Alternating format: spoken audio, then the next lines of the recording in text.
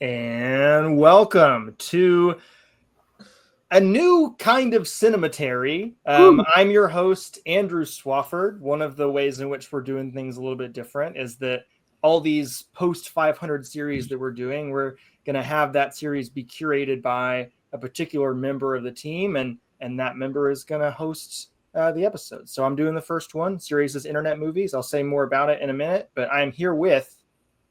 I didn't pick an order. Oh, yeah, that's fine. Zach Dennis. I've put aside my ego. Zach Dennis. Michael O'Malley. That's why we always have an order. See, it's not so easy. You need to hire a professional. It's not so easy. You know who we are. Anyways, this episode of our Internet Movie series is titled In Real Life. I decided not to call it IRL because we're talking about an era of movies about the internet where we're mostly before any sort of acronyms like IRL would exist. So we're mostly talking about the earliest depictions of the internet as well as the earliest depictions of computing. I'm getting an echo, by the way. I don't know if somebody's got... Okay, it's gone. But we are going to attempt to talk about 5 movies in this episode. It might end up getting split into 2. We shall see. But the first one is Desk Set from 1957 by Walter Lang. Then we're going to WarGames from 1983 by John Badham. And then we're doing 2 Nora Ephron movies. You Got Mail from 1998 and Julie and Julia from 2009. And then we're going to finish things off with 8th Grade from 2018. By Bo Burnham. So we are kind of running the gamut of like the different eras that the internet has been depicted in, but these are all movies that don't really take place in cyberspace, so to say. We're not in like these Tron-esque virtual worlds. We're just seeing real people go about their real lives and deal with the world as it exists, but have that world being affected by different manifestations of the internet. And I wanted to give a little bit of a history thing before we jump into the movies themselves. I think that this series may kind of serve also as sort of a historical overview of like how the internet has evolved. And I thought it was interesting to look into some of this stuff because I did not know a lot of it. But I wanted to ask you guys as a trivia question before I get into history stuff. When do you think the term computer first started to be used? What's the earliest use of the term computer? I'm going to say the Industrial Revolution, like 1860s or 70s or something. That's going to be my answer. Okay. I'm going to say some probably like pre-World War II with like Turing and all of the Memex. Okay. Zach, what's your guess? I'm going to say when Tom Noonan invented the internet in the movie Heat. That's when we started using the term the internet, but also the term computer. Okay. Well, you are all wrong. The earliest use of the term computer actually dates back to 1613. Wow. It was originally used to refer to an occupation, one who computes. So like one who is like tabulating numbers. And computers in 1613 were almost uniformly women. So, the first computers were women, actually. Anyways, ladies. little bit, and also women have they play a really key role in the development of computing in the internet because, computing was seen as like clerical, bureaucratic work up until, I don't know, probably the 50s or 60s. We'll get to that later. But this was work that was kind of like offloaded as like women's work. And then, once it kind of became what it became, guys started, pretending it was just their clubhouse. Right. But anyways, I just wanted to kind of go through this timeline of like the development of computing and the internet. I have a bunch of images in here that you guys are welcome to click through as well. But jumping forward to 1672 and 1689, there's this French polymath named Godfrey Leibniz, who develops the mechanical calculator, which he called the stepped reckoner, which I think is an amazing. Our society has gone so far afield that we still don't call computers that. Yeah, that was 1672, and then he also invented the binary number system in 1618. So that's kind of the foundation of all computing code. 1804, moving into the 1800s, there was a weaver, actually, Joseph Jacquard, who developed this loom that is now called the Jacquard machine that can be programmed to weave pre-planned designs via punch cards. And pretty much everything from here to like the 1950s is going to be all done via punch cards. So every time I'm talking about a machine, please imagine somebody sticking like a giant cardboard floppy disk into it that has a bunch of holes in it. 1833, we have an English scientist named Charles Babbage, who developed something called a computing machine. And this was meant to do agricultural calculations using punch cards. So like, the money that's going in and out to keep a farm afloat. Also in the 1800s, 1890, we have a guy named Herman Hollerith, who would later go on to found IBM. He invented something called a tabulating machine that developed data storage using punch cards, the earliest data storage. And that was actually used in 1890 to conduct the U.S. Census. There's a lot of interaction between the U.S. government and the development of computing and the internet. Did you say something, Michael? I did not. Oh, it's interesting. It's interesting early on, at least from the period that you've said on now, that like it's always tied to some piece of like commerce or labor or like everything. Mm-hmm. It's like we'll probably get into it in this episode, but there's like more of like there's still stuff that's tied to commerce and labor, but like it's almost like recreational, like in a blogging sense or something like that. Right. But up to this point, it's like there's no other use for this. It's just to remove labor. And a lot of socialist writers and thinkers in the 1800s, like Oscar Wilde, for example, wrote an essay called "The Soul of Man Under Socialism," in which he argued that like the advancement of computing and automation would actually lead to this fully automated luxury communist world where we weren't having to labor anymore. We could just kind of enjoy, the fruits of what the machines were making. We did not land in that world, but anyways, moving forward into the 1900s, we have the Massachusetts Institute of Technology developing the differential analyzer. This is designed to do calculations for maintaining electrical transmissions, like making sure you're putting the right voltage through whatever system they're working with.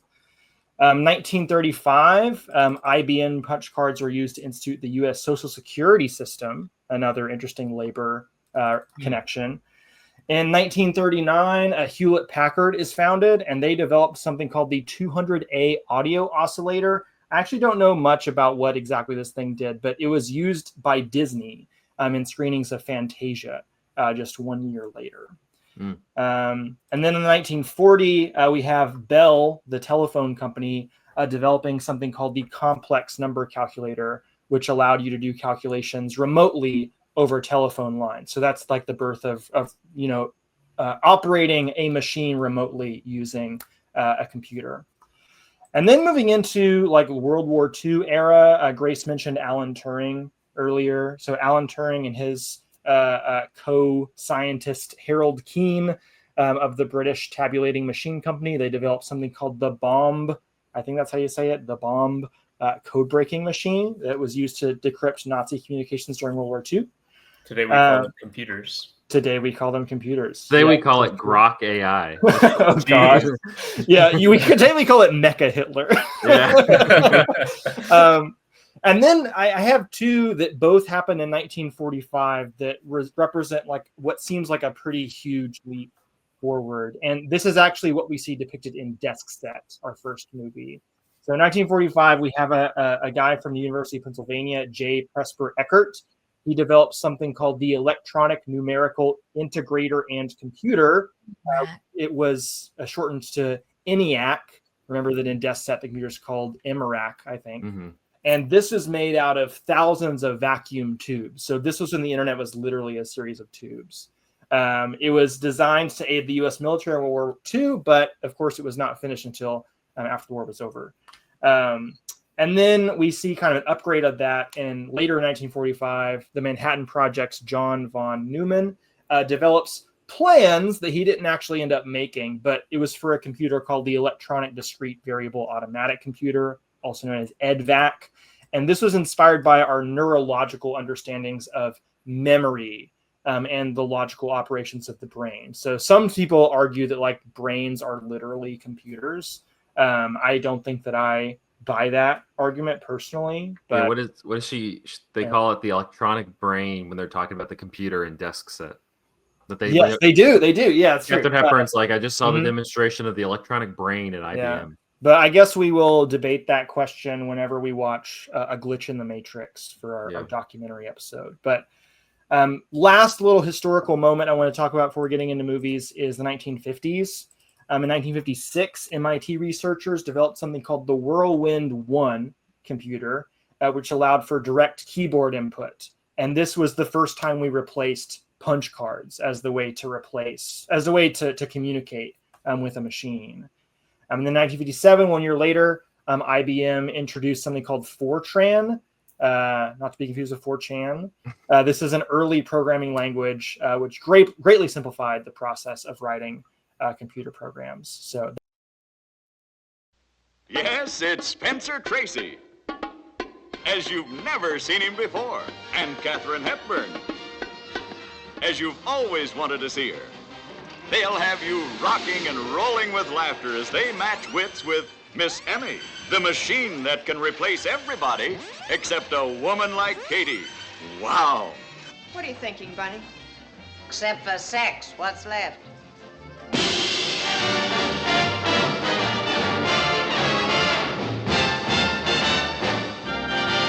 Meet the desk set, the girls and boys who make the office such a wonderful place to love in. Gig Young as the prize catch of the office. Joan Blondell, Dina Merrill, Sue Randall, Diane Jurgens, Mary Anders. See the kisses, the misses, the conquests, the coffee breaks, the love breaks, and those Christmas parties where everything goes and anything can happen. I think perhaps I'd better put my clothes on. I left them in the bedroom. Oh, I'm sorry, Bunny. What do you think of all that guff I swallowed that cozy night at your apartment? For the love of Pete, I even apologized to you for that. And now this, I don't know what you're talking about routine. Look, Bunny, I don't know what kind of a game it is you're playing, but whatever it is, you've got the wrong boy. Yeah, but not Bunny Watson. It would never work. Why not? Because you're not in love with me, you're in love with her. She'd always come first.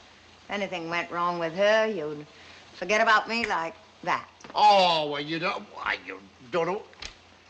I couldn't care less about that. It could blow up and it wouldn't bother me. You've heard of the country club set, the station wagon set, the social set, but you ain't seen nothing till you've seen what goes on and on and on with the desk set.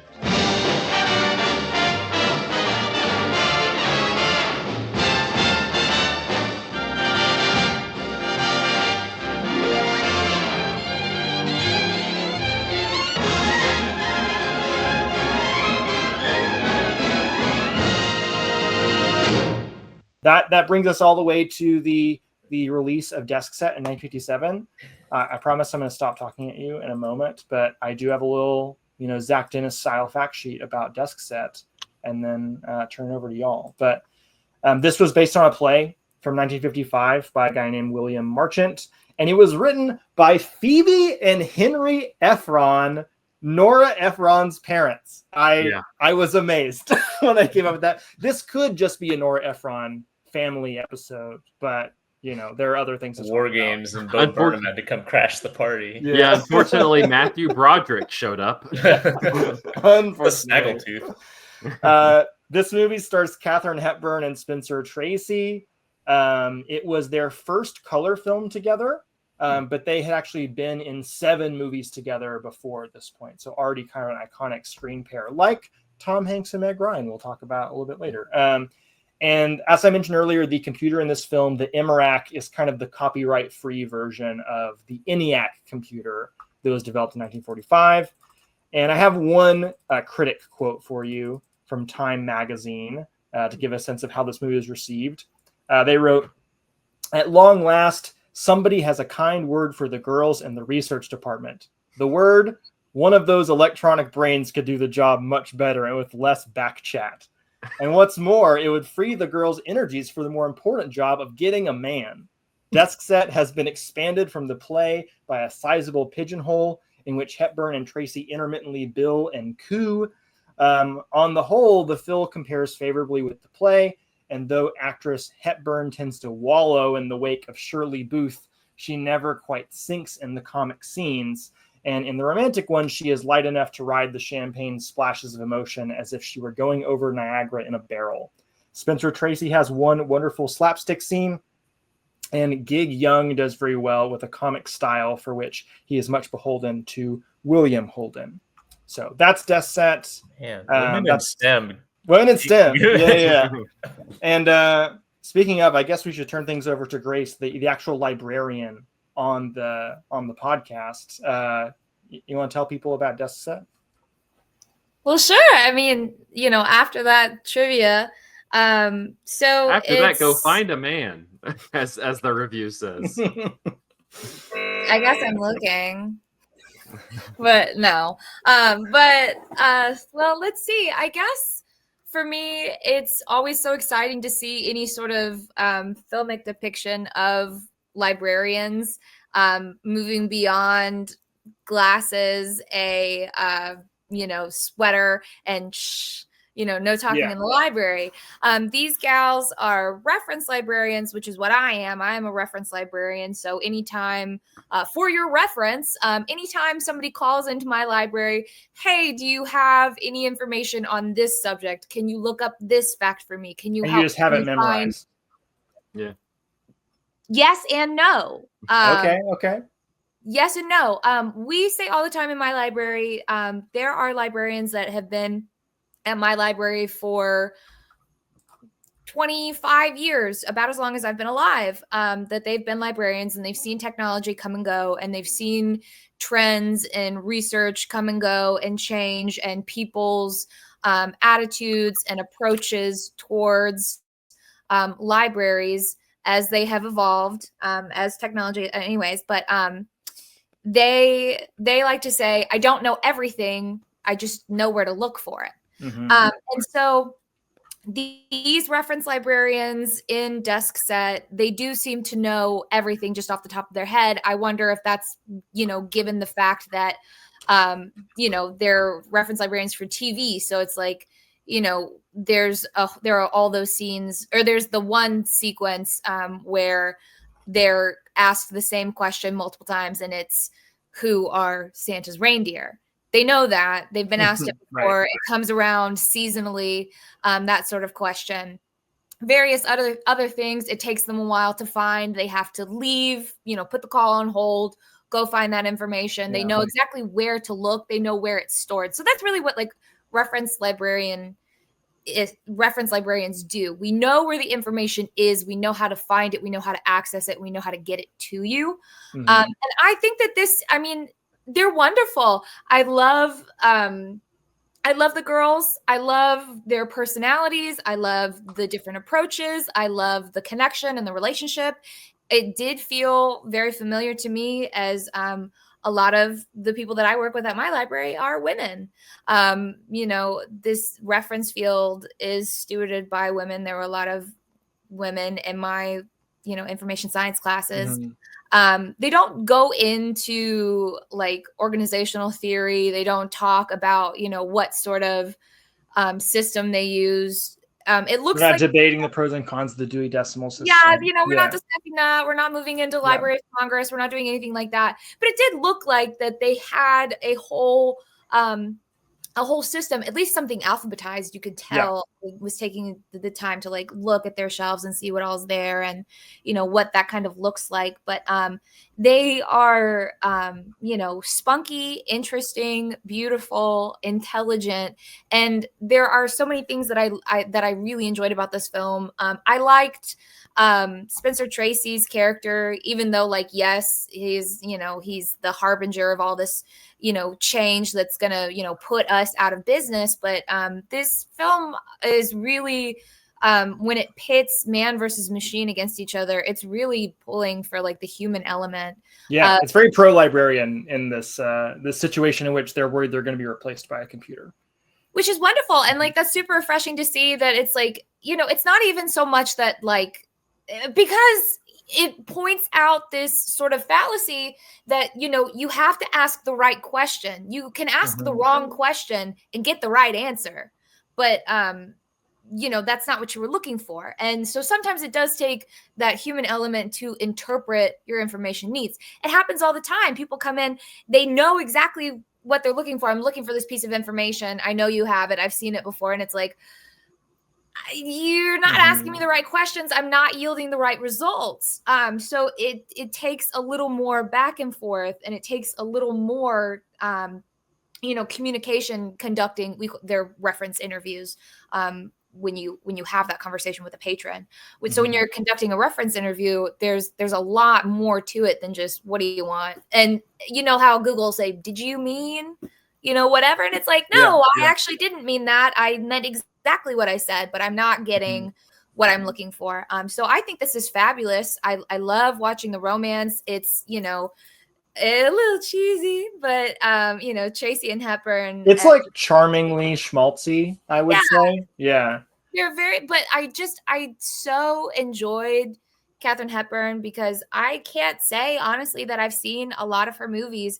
But you know, I'm sure we could all do a Katharine Hepburn impression, darling. But I just like enjoyed this fiercely proud, independent, and intelligent woman who, you know, underneath it all is truly just wanting to be loved. I think that is very you know, it makes her character so much more approachable. It makes, you know, the romance so much more believable, you know, someone to root for. And computers can't love, machines can't love. So, you know, your computer therapist, your AI therapist doesn't actually care about you. It doesn't. No. It doesn't. BetterHelp doesn't care about you. No, it doesn't care.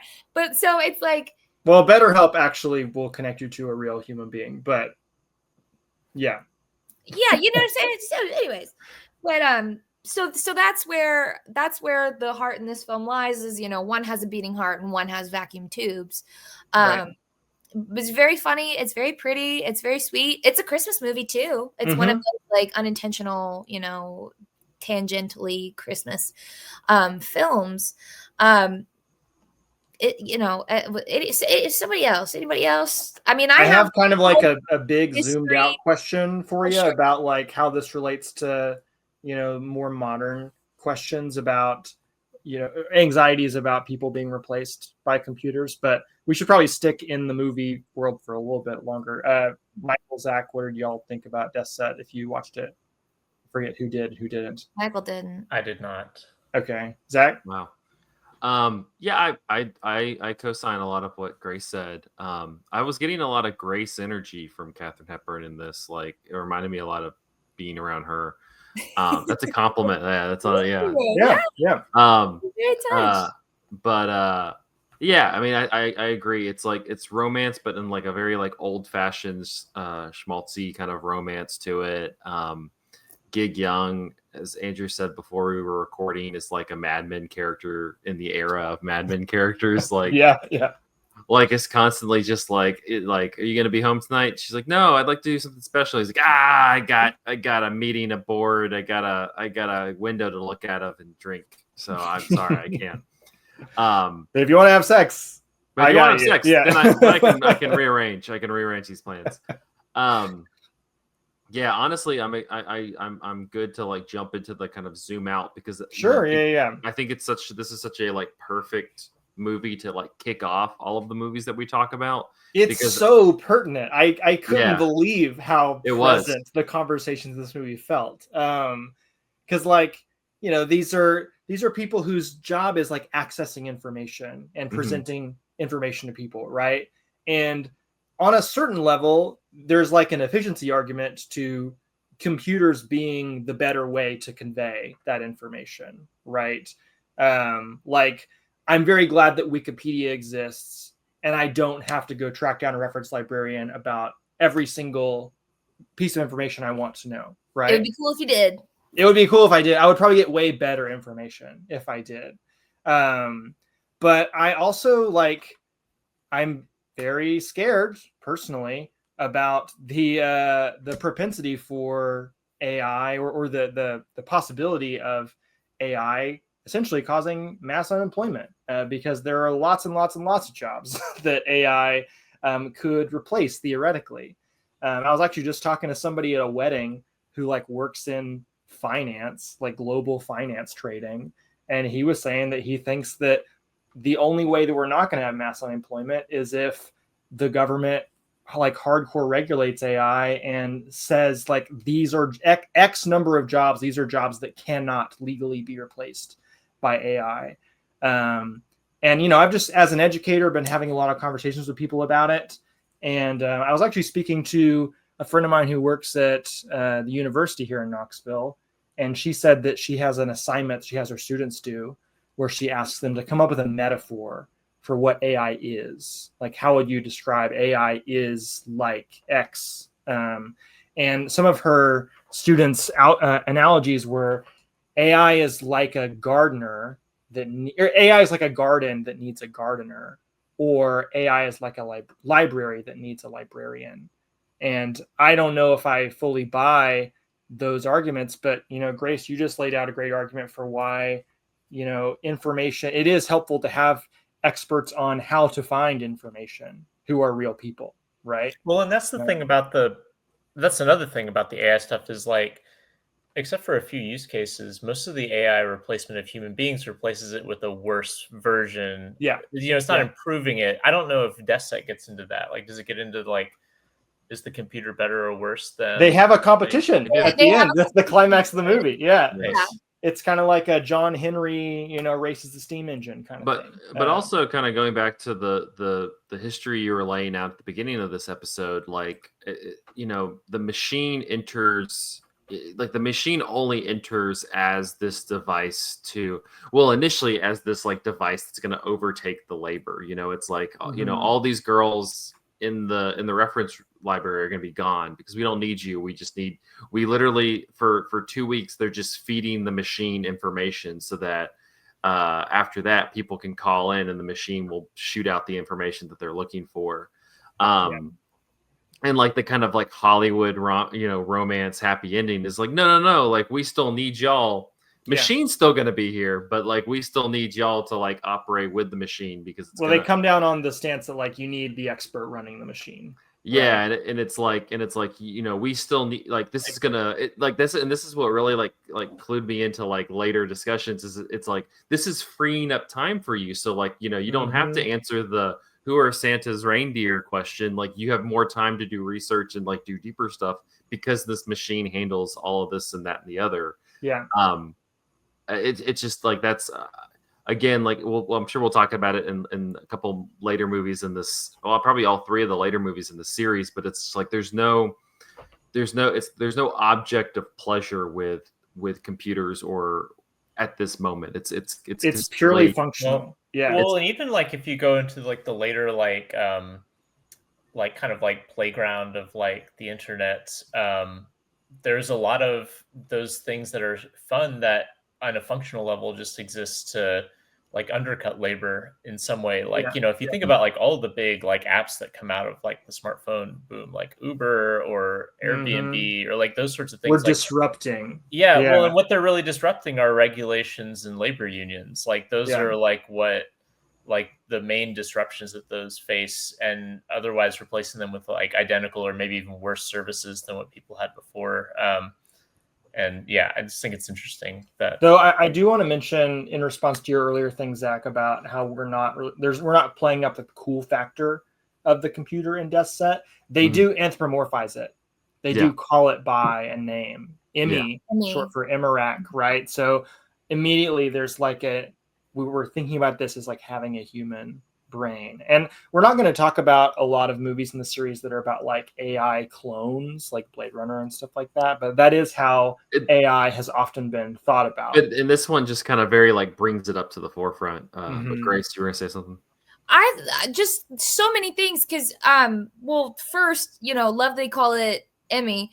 That made me think there's this Twilight Zone episode called From Agnes with Love, where this like hobbyist computer engineer builds his own computer and names it, and her name is Agnes. And this computer is a she. Again, it's like a nice through line of like women as the computers, as librarians, as stewards of information. So then this computer has a temperamental sort of like feminine disposition, but she's in love with her creator, and she is constantly doing things that upset her creator's life and killing off any other female competition. Yeah. And anthropomorphized computers in movies are almost always women too. Like think of Scarlett Johansson and her as like probably the biggest example of that. But Karen in SpongeBob. What about Joseph in WarGames?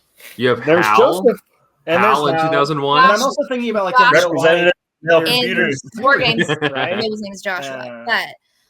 But so we talk a lot. So just thinking about the computer as memory, internet as living memory. We talk a lot in library sciences from like the earliest that I could find in my notes that I still have from school.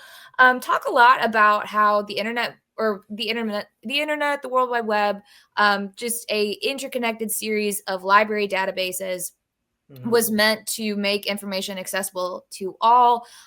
These library philosophers, these information philosophers had this idea of like a perfect world where things weren't about like, removing labor. It was more about the like democratization of information and making it accessible to all. So this computer, this Emma computer that comes along, so then everybody has access to all the information that the reference girls have, so you don't have to call them at any point to get it. I think that my perspective as a librarian, like I don't think at all about the loss. I never thought about like the loss of jobs, like I'm gonna be out of the job. I was just thinking that like people won't have access to correct information. Right. There's the rise in misinformation and disinformation. Because at the moment, AI does not cite its sources usually, unless you ask it to, and sometimes it'll make them up. Absolutely. So there's then there becomes like this distrust of information, distrust of I think intellectuals and academics, where it's like, well, I can just look this up and this is the information that I got, and it says that I'm right. It says that vaccines do this because I want it to. Yeah. So I think more about that. And so I guess, can you ask your big picture zoom out question again? Because I think I've forgotten. It was just about like your thoughts about the possibility of AI replacing, people who work in information sciences or anything, Yes. But yes, I am now much more confronted with the fact of like loss of library jobs given the current administration and like the various defunding of like, various institutions, grant institutions that fund rural libraries, academic institutions, nonprofit institutions, et cetera, et cetera. It's really upsetting. It's really scary. I talked to some of my coworkers today asking if anybody had seen Desk Set, and some folks had, because again, we really love to see depictions of librarians in the media. The big one is Party Girl Parker Posey. But my coworker Danette, I was like, Danette, you've had a very long history as a librarian. Can you tell me when you started as a librarian, what was it like for you? What was the technology like? And she's like, well, I remember when I started, the first thing that they had me do was take apart and box up the card catalog. So something that is like the most iconic image of a library, pulling out the card catalog and flipping through it, finding your reference, cross-referencing that. So then that like hands-on human interaction of seeking and finding information, that vestige of analog information, she's boxing it up and putting it away because they had just brought in the online catalog. So libraries and librarians, I think, are, I mean, we're always evolving with the technology. And so, you know, no matter what you give us, there has to be someone that can operate that technology, that can steward it, and you know, sort of hold and guide whoever, you know, is accessing it through it all. So I just thought that was very interesting, that here's this movie about, you know, this transition from just, you know, person to person, look it up in a book, to we put all the information from the books, we input it into the computer, and then it's a simple retrieval, ask a question, get an answer, but it won't always give you the right one. And how still humans are still so necessary for the correct retrieval of information and humans' information-seeking behaviors. So I am fearful, and I am very angry towards AI and towards people who constantly rely on ChatGPT to make them something, to find them information. I saw a slur, or I saw a tweet that was like, we need a slur for people who use AI for everything they do. I mean, dude, it would just be an ignorant person, but it's like you can't call out people on their ignorance. It makes them angry, and on and on. Like it's very difficult, but. Well, and it's also been presented as something that's not really like it. I don't know. Like, I know adults, there are people in my life who have PhDs who, rather than go to Google, say, here's what ChatGPT said. And like, not that a Google search is like the end all be all of finding information, but like, you know, it's at least put in a little effort. Yeah. Well, but it's not even the effort. I think like it's been misconstrued through like the hype of their like private equity, you know, hype, you know, to make it seem like something that does have answers, and rather than, you know, talk about it being just kind of like a clever but very energy intensive and not very reliable text generator. Like, I would much prefer like the new wave of artificial intelligence. I mean, I wish it wasn't so environmentally deadly, but I would much prefer it to handle calculations like doing my freaking taxes, or like, you know, going through lab work, automating, you know, medical, like more of the STEM stuff. Get more into the STEM, stay out of the lab. From like a literary perspective, it could do all the indexing and all that. You know, it could say like, here's all the places where like this concept arises, and like, you know, that sort of thing. Like it doesn't have to be like the synthesizer. I don't know. What if it could do nuclear war? Ooh. That's not a good idea. Yeah, but I'm willing to hear out the premise. Let's hear the argument from WarGames. Unless anybody has any lingering thoughts about Death Set before we move on. It's wonderful. Everybody should be a librarian. It was delightful. I really liked it. Yeah, regardless of you know, just go check this movie out. It's a wonderful watch. It's good. Yeah. David Lightman was a master at computer games, a fast thinker. Oh, David! Maybe you could tell us who first suggested the idea of reproduction without sex. Your wife? Get out, Lightman. And a promising student at an old game. Hi. With an electronic twist. Are those your grades? Yeah. I don't think that I deserved an F. Do you? You can go to jail for that. Only if you're over 18. This computer company is coming out with these amazing new games in a couple of months. And I want to play those games. Wow. What? We got something. He found the right code word to play the game. We're in. But it was the wrong computer. Shall we play a game? How can I ask you that? How about global thermonuclear war? time. All right.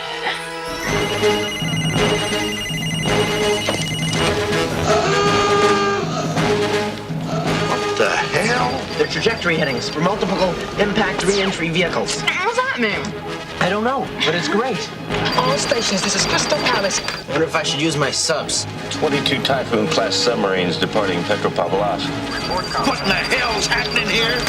Oh my God. Shall we play? I have 7, correction 8. That's 8 Redbirds. Get on the sack. Tell them to flush the bombers. Russians are still denying everything, sir. Who are you working with? Nobody. Why don't I believe you? Overday, we have Soviet missile warning. Placed under arrest pending indictment for espionage. Espionage? Confidence is high. I repeat, confidence is high. Cobra Dane, is this an exercise? Negative, this is not an exercise. Made the president on the horn. It's still playing the game. It's gonna start a war. Close up the mouth. Is this a game or is it real? WarGames. Playing soon. At a theater near you. Shall we play?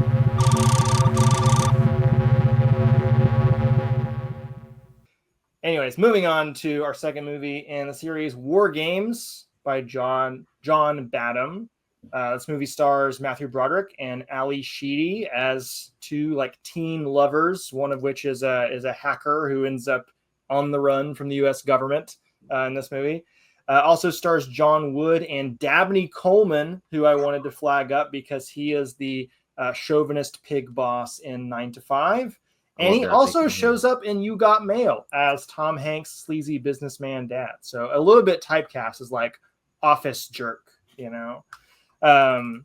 This was originally conceived as a script called The Genius by two writers called Walter K. Parks and Lawrence Lesser. Genius? This was about, quote, a dying scientist and the only person in the world who understands him, a rebellious kid who's too smart for his own good. Wow, we dodged the worst movie for sure. As moved out a very smart boy. The concept got changed when Parks and Lasser visited the Stanford Research Institute, and they were taught about the concept of hacking and learned about the existence of hacking as an emergent subculture. This was originally directed by someone else, Martin Brest, who ended up leaving the project on account of creative disagreements. Here's what Badham said about Brest's movie. He said, "This had taken a somewhat dark approach to the story and the way it was shot. It was like Broderick and Sheedy were doing some Nazi undercover thing. So it was my job to make it seem like they were having fun and that it was exciting." So this was almost about crypto fascists. Best of the breast. The best of breasts, The computer in the movie was modeled after the 1890 tabulating machine I mentioned earlier, developed by a guy named Hollerith. And this movie is generally considered to have popularized the concepts of computer hacking and cybersecurity just in the American popular consciousness. People did not know this was a thing. Oh, WarGames. we could talk about it. Ronald Reagan fucking loved this movie. Oh, interesting. Okay. It's too bad he didn't take to heart the non-proliferation message at the end. No, not that part. Yeah. And to give a couple critic quotes, Roger Ebert gave WarGames 4 out of 4 stars. He called it an amazingly entertaining thriller, one of the best films so far this year, and he said it had a wonderful ending. Leonard Maltin gave it a mixed review, and he called it fail-safe for the Pac-Man generation. And he also called it entertaining to a point, which I agree with that. It's entertaining to a point. That's the most Leonard Maltin review I've ever heard. Well, don't stop yet, because he concluded, incidentally, it's easy to see why this was so popular with kids. Most of the adults in the film are boobs. Yeah, originally by Martin Brest. Anyways, that's WarGames. Michael, it was your idea to throw this one in the series. So, what do you want to tell people about WarGames? Yeah, I hadn't seen this in it had been a long time since I had seen this, but I remember my dad telling me about how this is one of the first times he was made aware of what the internet was, and like you said, kind of popularized the concept of hacking. Also, as I understand it, obviously this movie is fantasy in a lot of regard, but also in terms of the technology and what's going on, a fairly accurate depiction of what like bedroom hacking was like in the 80s, although people obviously not hacking into. There's like phones involved. Yeah, like the phones involved, the like different ways that he'll like he like early on like trawls an area code for all the numbers and uses like a routine to figure out which of the numbers are humans and which of the numbers are computers and like that sort of thing. And so it like kind of presents it in this poppy way. And I think is really interesting. It has, you know, a lot of stuff that is obviously in retrospect extraordinarily goofy, like giving the computer a voice. You know, also like some of the stuff that I think now with more you know, kind of familiarity with like how databases work, it's very silly that like you know, he types in when he hacks into the school to like change their grades. Foreshadowing a Ferris Bueller, by the way.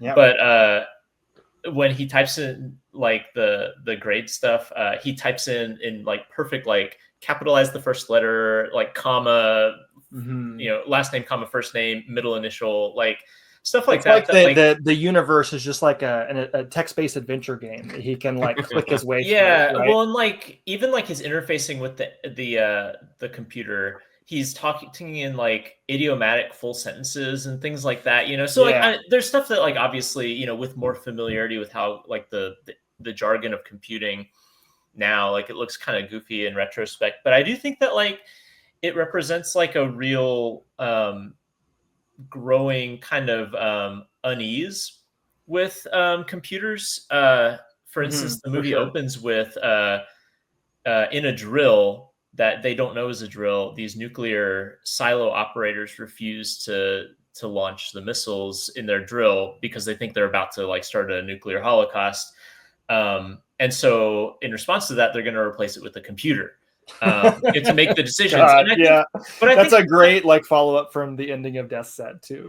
But I think that that's like a real you know, anxiety that like was percolated through the 80s and 90s as like increasingly there are certain human interactions that were replaced by computers, and not just from a labor sense of like people lost their jobs, but people were starting to feel like they were having trouble. You know, the rise of touch-tone phones, you know, precipitated like the infamous like automated tree rather than like a secretary answering the phone, right? You know, and those sorts of things. And this movie is kind of an escalation of that. It's like, well, what if the act of war was something that not even humans had control over anymore? Well, this is probably the best part. Time to then insert the Ronald Reagan. Please. Before it, Zach. Absolutely loved. So first he loved WarGames, but then it also like frightened him. So Ronald Reagan, he screens WarGames at Camp David, like the same time it's released, and he liked it, but it freaked him the hell out. And so a few days later, he goes to a White House meeting, and it had the chairman of the Joint Chief of Staffs, and he goes, quote, "Could something like this really happen? Could someone break into our most sensitive computers?" And then they go in they're like, "Mr. President, we'll look into it." And then a week later, they come back and they go, "Mr. President, the problem is much worse than you think." and then they proceed to revamp how computer security is handled in the Defense Department. Oh my God. A movie that changed the world. Yeah, and they pass what eventually becomes the current version of it is the Computer Fraud and Abuse Act. And during the congressional hearings for this, they played clips of WarGames to like just like continue to like hit hard the point. So between Star Wars and WarGames, Reagan was making stuff happen in the U.S. government because of. I love that. But I do think there's this kind of, and I can't. There are surely earlier examples of this in pop culture, but I can't think of an earlier example of the Matthew Broderick kind of archetype that he's playing right here, which is like this kind of this kind of like precocious but slacker kid from like his parents' house. He's a gamer. Doing not just a gamer, but this is like the Steve Jobs Wozniak, you know, story. This is like the Bill Gates story and stuff like that. Like as they become like public figures, they rely on this archetype of like, yeah, we were just like kids fiddling, you know, tinkering around at our parents' houses. And obviously a lot of that is BS. Like Bill Gates had like access to a university system that had a computer, and like other people had like like one of the reasons like California is like such a big like Silicon Valley hub is because of the military industrial complex being there, like subsidizing a bunch of like the computer growth that happened and all that. But like there's something about this movie that like if it doesn't create the archetype, I think it probably solidifies this archetype of like an outsider using the tools of the internet to subvert and disrupt the like establishment way of doing things. And ultimately he's the one who knows the right thing to do because he's the one with the computer, right? And if you know a computer, like you're a lot better. By the end of the movie, they've got to like take all the military is taking orders from how to do computer inputs from Matthew Broderick. And I don't know, there's just something like in terms of like the public perception of the internet that like this movie feels really significant, or at least like encapsulates a lot of things that were floating out there. And that idea that like someone is going to subvert the system is we're going to talk about a lot more in the next episode of the series about the 90s like teen like cyber thriller movies. But it is usually a boy. It's usually a teenage boy who's the guy who's like hacking the system and changing the world. But anybody else? Grace, did you watch WarGames, right? I did, and I was like, I could just be watching Dr. Strangelove. Yeah. I like it was. It's not nearly as entertaining as Dr. Strangelove. Yeah. Yeah, it was like I'm getting big Dr. Strangelove vibes here, but like for the 80s, and I like. I don't know. It's not about whether or not I liked this movie, which I really didn't. It just like it didn't do it for me. It didn't do a whole lot for me. But I do like, again, I picked up on the integration of like tech and research. I enjoyed him going to the library and he's looking through microfilm and he goes to the reference desk and she pulls up bibliographic records on Dr. Falcon or whatever. And so I was like, yeah, see, we still need people. We still need libraries. Like information is accessible. It is out there, but he doesn't know all the information. So he has to go and seek out some help. And, you too can stalk a reclusive scientist if you just go the right reference librarian to ask. If you have a library card. And so I enjoyed that part. Like my little ears perked up. I was like, ooh, what's going on here? But I liked that sort of like research element that's peppered in here. It is very funny, like the whole Ali Sheedy and Broderick dynamic of this teen romance. It was equal parts like funny and like weirdly forced at times. Was it a romance? Well, I think it's like meant to be some sort of like they're a pair, they're a duo, they're working together in tandem. She is like smart, pretty, probably popular, and like very active. So it's like she's like the jock, and then he's the pencil neck nerd that just like stays on his computer all day.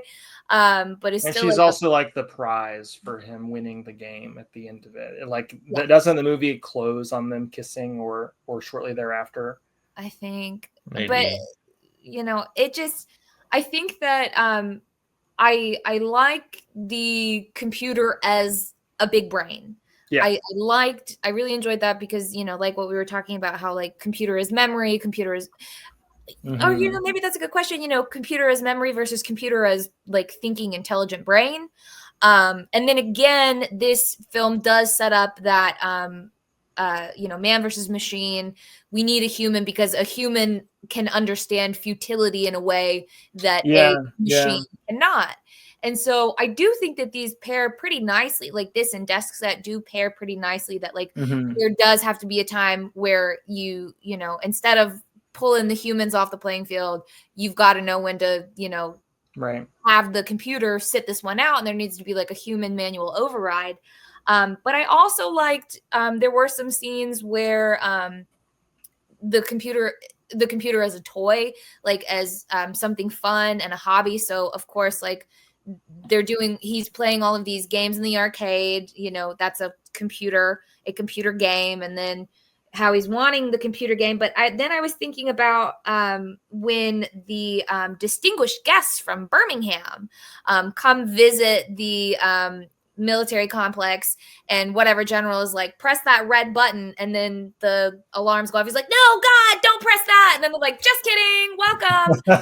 So like they're kind of playing with the fact that like, yeah, this is all super dangerous and we are totally in control and we know which buttons to press and when that will either initiate or stop World War III, but actually they don't. They really have no idea. There's no way that places like this actually do tours to the public. Probably not. The big board. Big board. They do have a big board though, and it looks like the Doctor Strangelove board. Yeah. Like it's amazing. I'm like, I would just rather watch that. But like, so there are like aspects of this that like were interesting, but the film on the whole, I was just like, man. Yeah, it's kind of boring. I gotta say. Yeah.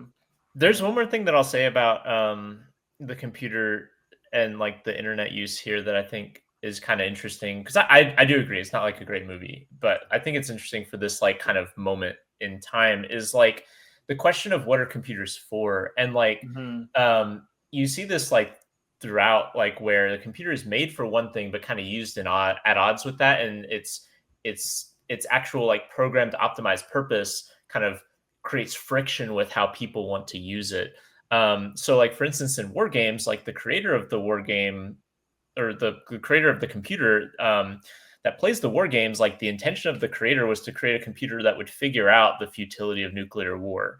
And that was the point of the computer. But since the humans were the other humans who weren't the creator were the military, and the military wanted to utilize the computer to like run, war games that were, actually premised on war being, having attainable victories. Yeah. It like makes the computer do things that are, obviously like highly dangerous. And the resolution of the movie is the computer recognizing its true purpose, which is, the only winning move is not to play in like a nuclear engagement. And I think that like, there's all sorts of ways that like the internet and technologies associated with the internet, like kind of have that grind, because like the creation of the World Wide Web is the introduction of commerce to the internet, right? Like in the 90s. And that is the constant grind that like human interaction have had with the internet all the way through, is the internet as we know it, like in the 90s, was created for private profit. And before originally, that it was government purposes. But right. But like expanding it out into corporate. Right. Like the introduction of private interest to the internet was not this kind of like California utopian, like, information's free for everybody, although those people existed. But like the structure of the internet, as the public had to encounter it once it migrated off of university systems and the Pentagon, was functionally as like a driver of capital. And we're still like running into that, like where people want the internet to be a plaything, or people want the internet to be a place for personal expression or things like that. But it is constantly at odds with the systemic, establishment of the web as like a commercial entity or a place for commercial entities. And I just think that that's interesting in WarGames, how it occurs not with commercial entities, but with the escalation of violence. Anyway. Yeah. Well, do we have any other thoughts about WarGames, people? I have a couple stray thoughts just on the movie. Sure. Love General Behringer. He would just slap a big slab of dick. Oh my god! Love a big slab of dick. That's a whole different of dip in his mouth, and then would just say like, "I've been doing this since you've been watching Howdy Doody." Like there's that one scene where he takes a huge cigar and just like. Yeah, and like lights it. It would be better if it was George C. Scott, though. It would be. But the entire movie, they kept walking around, and it was just like, but what the big board? They never made that reference, which is disappointing. There's one scene where the secretary or like the helper, Dabney Coleman, takes out his gum and gives it to her, and then she pops it into her mouth. Like, are they hooking up? It was gross. I think that he's trying to make that happen, but she's also trying to shut him down. But I don't care. Just eating the gum was gross. Yeah, her eating that gum was really gross. She shouldn't have taken it. Yeah, it was very intimate.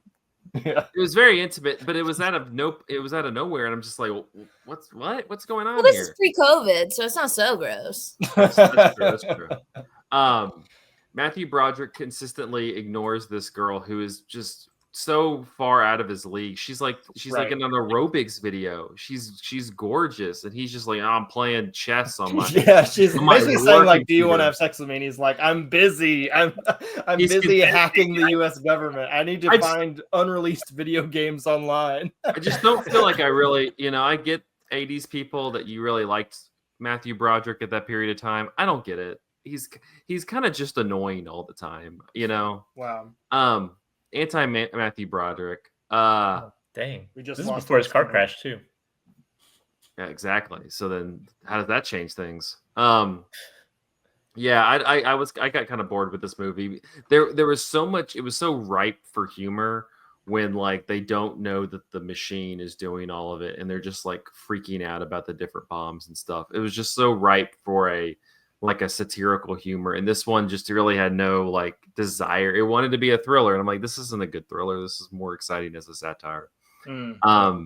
But yeah, I again, like, I think it was such a, this is a perfect pairing with desk set, because desk set ends with like, oh, like it's not going to take your jobs. We still need people around, and then you open WarGames, where people are using computers, but then they fail to like, do what they need to do, and computers end up replacing them. And you almost careen into the, General Behringer sitting there with his giant cigar and his dick's in his mouth, and it's just like, and he's just going like, he's just waiting to be like, people, it's still people. I'm going to tell the president we got to just bomb them, So. Yeah, I think it was. I get it. I didn't get as freaked out as Ronald Reagan did about it. Well, it's a good thing he did, probably. We'll give him that, I guess. We do not have to hand it to the devil. Okay, we don't have to hand it to him. It's fine. Yeah, we don't just not have the nukes to begin with. Have to hand it to him. My opinion is you just don't have the nukes to begin with, so the computer. Yeah, can't I mean shoot that's them off. the easy solution. Yeah. He was throwing jelly beans down his face while he was watching this thing. While Nancy was doing all the hard work. He didn't. Never mind. I was going to make a crude comment. Let's move on. Yeah. I think that's probably a good place to take a quick break, and then we're going to come back and talk about some Nora Ephron movies. So, yeah. Just call me Joe. Joe? Just call me Joe. Sure. As if you were one of those 22-year-old girls with no last name. Hi, I'm Kimberly. Hi, I'm Janice. She's beautiful. Don't they know you're supposed to have a last name? But she's a pill. You are such a liar. In life, they know they can't stand each other. You're taking all the caviar? That caviar is a garnish. Respect each other.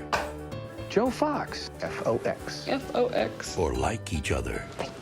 May I ask who you are? No. But what they don't know Hi. is that online, they're in love with each other. I don't know his name or what he does. This woman is the most adorable creature I've ever been in contact with. Warner Brothers presents... Do you think we should meet? A modern-day romance. Meet? Why am I compelled to even meet her? She could be a real dog. Tom Hanks. See you later.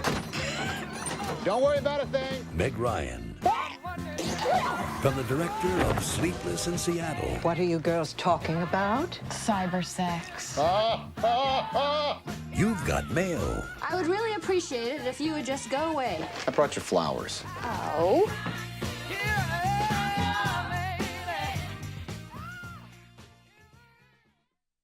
Welcome back to the first episode of Internet Movies, our new Cinematary series. Our next movie up is You Got Mail by Nora Ephron, the first of two Nora Ephron movies we're talking about here, the other being Julie and Julia. But the here's second in the family. That's right. Yeah. The second movie by the Ephron family we're talking about in this episode. The dynasty. But let's get into some facts about You Got Mail. This was the third on-screen pairing for Tom Hanks and Meg Ryan. They had previously worked together on Joe vs. the Volcano and Sleepless in Seattle. That one also being by Nora Ephron. I used to think this was based on the Ernst Lubitsch movie Shop Around the Corner, but actually both are adaptations of this 1937 Hungarian play called Perfumery, which also I got made into a refuse to believe musical. that Nora Ephron watched that and didn't just watch Shop Around the Corner. Oh, I don't know. That also got adapted into a musical starring Judy Garland called In the Good Old Summertime. So curious about that. And it, of course, takes inspiration from Jane Austen's Pride and Prejudice, gets referenced many times by the characters in the movie. Julia Roberts was originally offered the role of Kathleen Kelly, Meg Ryan's part, but apparently she declined due to a lack of good rom-com scripts at the time, which is quite a dig at this movie.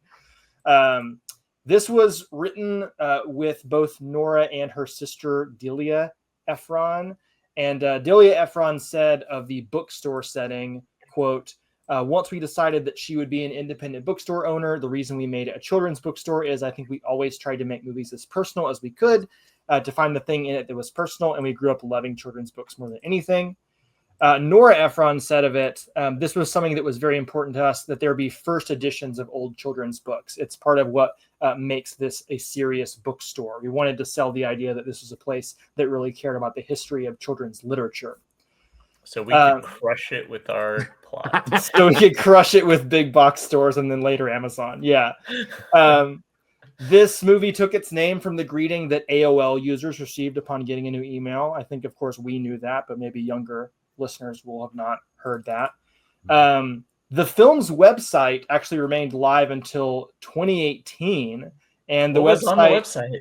Well, I don't know because it's not up anymore, but apparently it was very commonly cited as like what bad 1990s web design looked like. So maybe you could use the Wayback Machine. I was about to say, I'm about to go on archive.org to figure this out.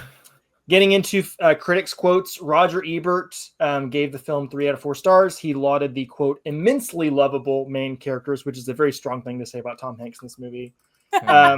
Janet Maslin of the New York Times said, Miss Ryan plays her role blithely and credibly this time, with an air of freshness, a minimum of cute fidgeting, and a lot of fond chemistry with Mr. Hanks. And he continues to amaze. Once again, he fully inhabits a new role without any obvious actorly behavior, to the point where comparisons to James Stewart really cannot be avoided. And of course, James Stewart was the lead in Ernst Lubitsch's Shop Around the Corner. And then lastly, we have Nathan Rabin from the AV Club, who disliked the film. He wrote, it takes almost too self-infatuated, smarmy, condescending, cringe-inducingly sentimental hours to reach its preordained conclusion.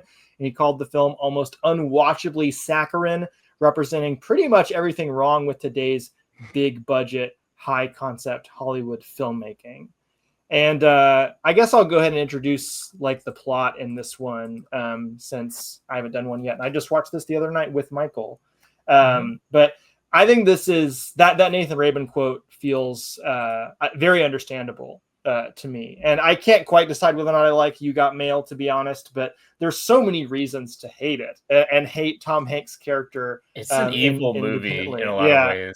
This is about Meg Ryan being like a small, like mom and pop shop children's bookstore owner who ends up falling in love with Tom Hanks, who's this like, you know, venture capitalist entrepreneur who's opening what is essentially like a Borders or a Barnes and Noble just across the street from it. And ends up putting her out of business about halfway through the movie. And the movie does not end there because they have been having, unbeknownst to them, have this email pen pal relationship emerge where they're kind of falling for each other's online avatars.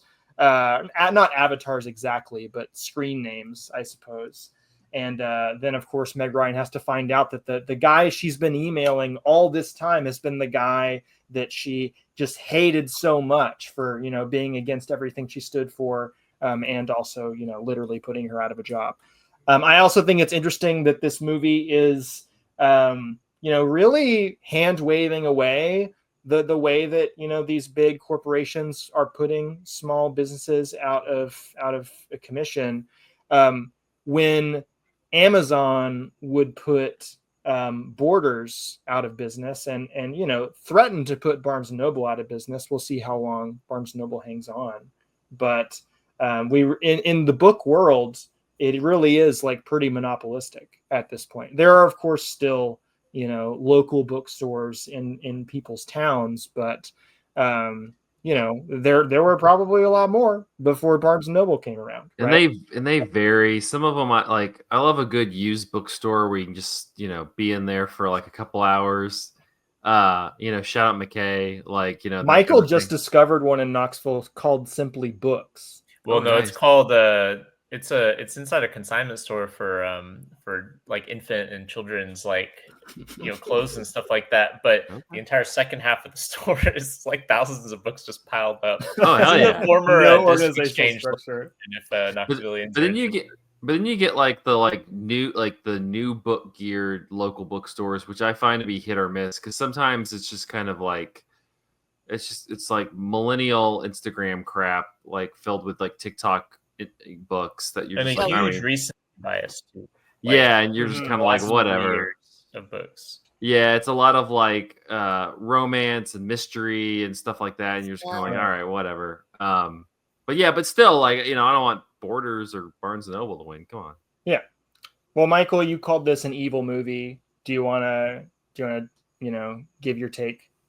I mean, I think you already said the reason why I think it's evil is that it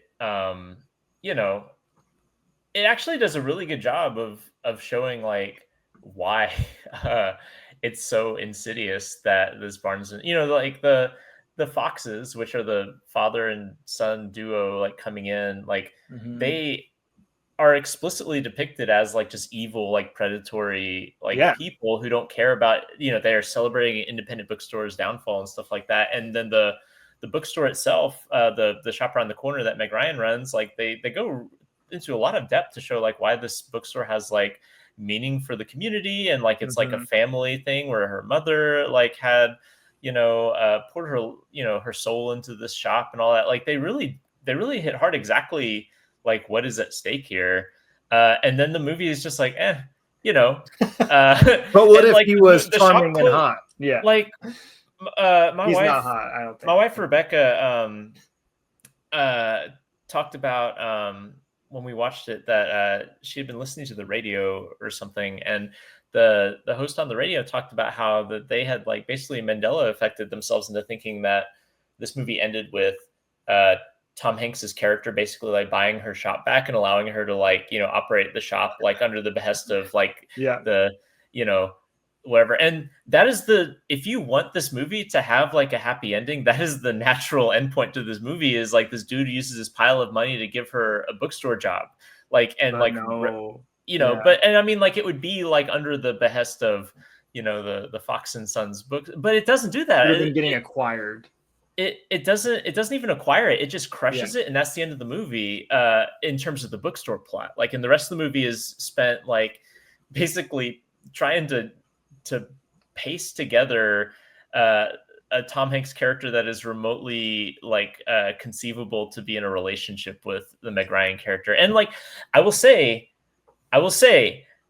it almost doesn't. Like it comes so close to actually justifying it, and it's disgusting that it does. I mean, this is Nora Ephron who wrote When Harry Met Sally, right? Yeah, so like, she can write a like long-term enemies to lovers or friends to lovers. Yeah, and Harry is a really detestable human being at the beginning of that movie too. Not quite as much as Fox is in this one, but like she almost does it. Like it hits this really melancholy note when the bookstore closes, and it becomes a much quieter and less like aggressively rom-com type movie. Because like up until that point, we've got like Dave Chappelle as the like wisecracking best friend of Tom Hanks. We've got like.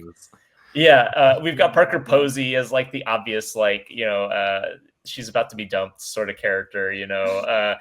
Amazing Parker also, Posey. The guy amazing Parker Posey. Ryan's married to or dating. Amazing Greg Kinnear. Who oh is my like god, he's like a Trotskyist like columnist for the New York Observer. Yeah. He's like, well, the guy could have been normal, like an anarchist or a communist or something. But anyway, like, so there's some real like tropey like rom-com stuff, but the back 30 of this movie after the bookstore closed, this is also kind of a long movie, by the way, but like the back 30 of this movie is very quiet and subdued and kind of in When Harry Met Sally mode, in which like they're kind of sad and like it almost works. And I hate that it almost works, but it doesn't ultimately. Like I think I don't know. It's like a movie magic thing, but that's all I meant by this movie being evil. But I do think it's a very interesting and iconic use of email. Yeah, because I mean, it's about the advent of feeling like you know people that you don't actually know on the internet, right? And in some ways, she does, right? She is like getting to know Tom Hanks's soul in a way that she's not getting to know him at these like dinner parties and wine tastings that folks in the book business community are rubbing shoulders at, right? Because there's something intimate about just the act of like writing somebody a letter, and also like the sense that you are just kind of like throwing words out into the void of the internet, and like it doesn't matter who the person who's going to be receiving them even is, that you can be honest with the internet because you have this sense of anonymity.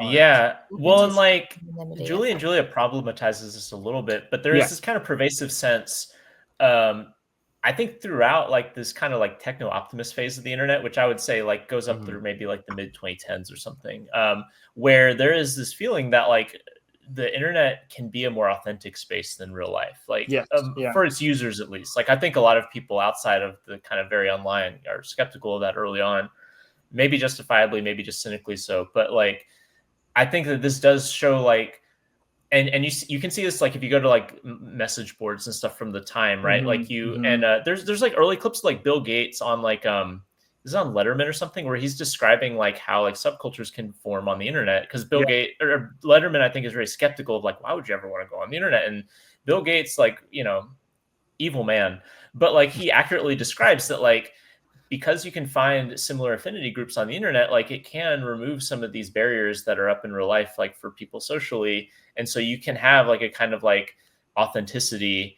And she even talks about meeting Tom Hanks's character on like an over 30s like chat room or something like that.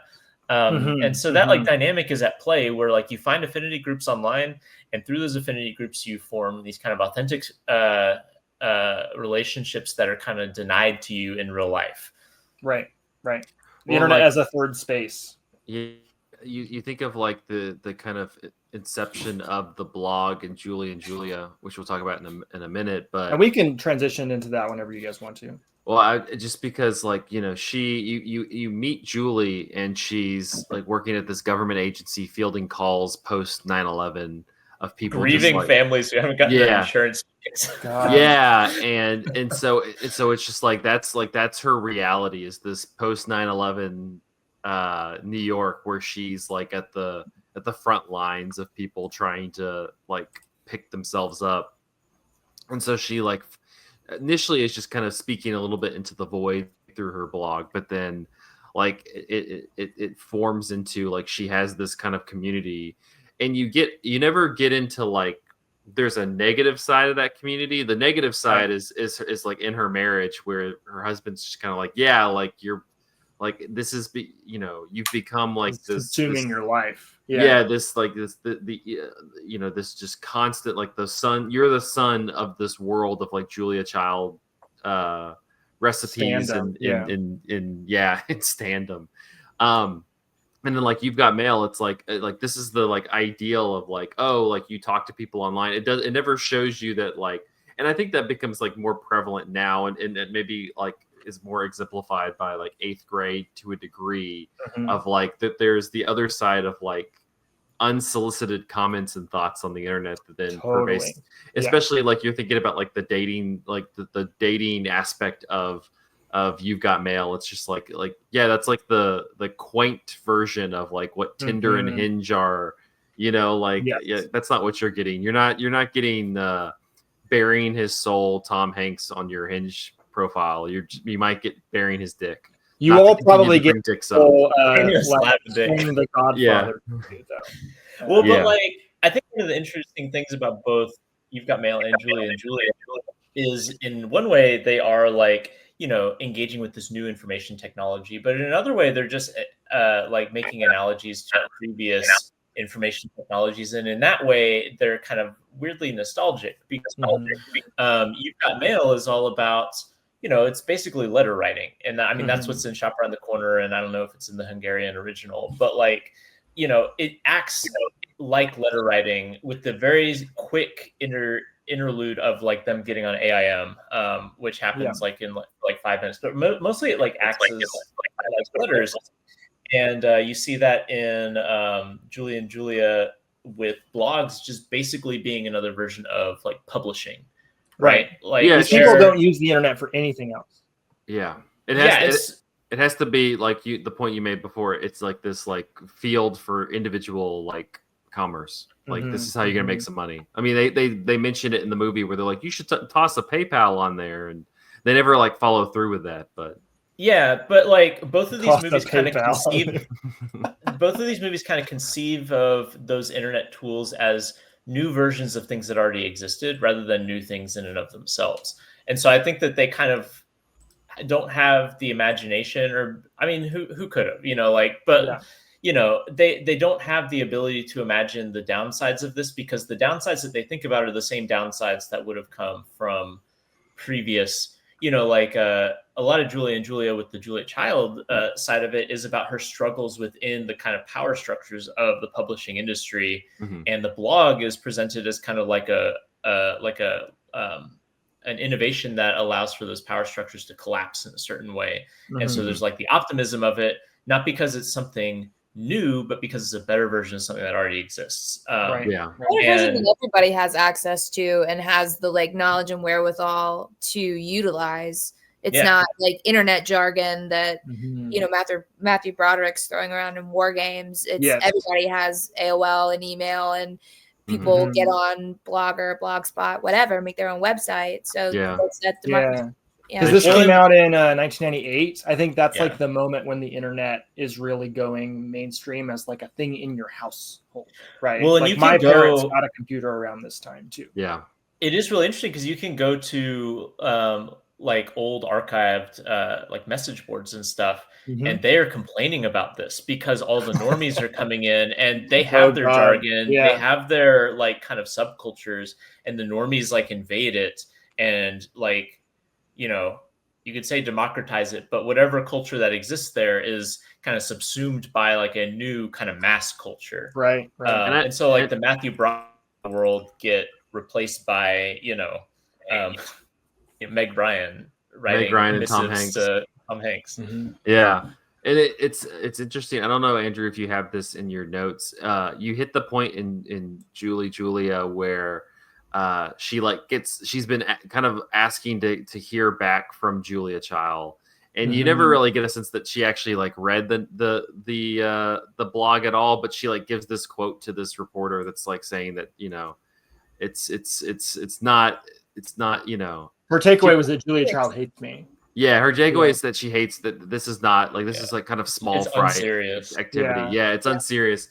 And you like look at like you kind of, I don't know, you watch the whole Julia Child story in the movie, and it's like, like there is a whole like she's going through this like process for like 8 years, not only like writing the book, but also like going through like cooking school and all of this different stuff. Like there's a real like churn in process to what she's doing. And it seems a little dismissive to be like, well, this lady's just like writing a blog. I don't understand what I'm 90 years old. That's not real writing. Yeah, like this, it's Greg Kinnear in You've Got Mail is talking about how he types on a typewriter. And so you're also getting a bit of that disconnect from coming from somebody who like who works at newspapers. Like when I started working at newspapers, I was in the digital side. I was like, pretty much spat on because it's just like, like you're the bad thing. We have the print newspapers that we we're gonna hold on to, and that's how we want to do it. Things change. I'm Julia Child. Bon appetit. Before she changed the world, Julia Child was just an American living in France. Shouldn't I find something to do? What is it that you really like to do? Eat. And you're so good at it. Look at you. Now, they're growing in front of you. But what does Julia Child have to do with me, lowly cubicle worker Julie Powell? So how's your job, Julie? Are you the person to speak to about my insurance form? You can speak to me. Do you have any power? No. Heartbreak. So sad. Painful. Not in a bad way. I don't know. Do you think I'm lost? Is this lost? If you met me, would you think that woman is lost? I would think that woman is strangely repetitive. Did you hear what happened to this one? Showtime bought my blog for a mini-series. I could write a blog. I have thoughts. Write a blog about cooking. I'm not a real cook like Julia Child. Julia Child wasn't always Julia Child. Why don't I go to cooking school? Bonjour! The Julie/Julia Project. I cook my way through Julia Child's cookbook. 365 days, 524 recipes. I am risking my well-being for a deranged assignment. Is it crazy? Yes. You should have seen the way those men looked at me. But then they discovered I was fearless. Oh, Julia, you make it sound so simple.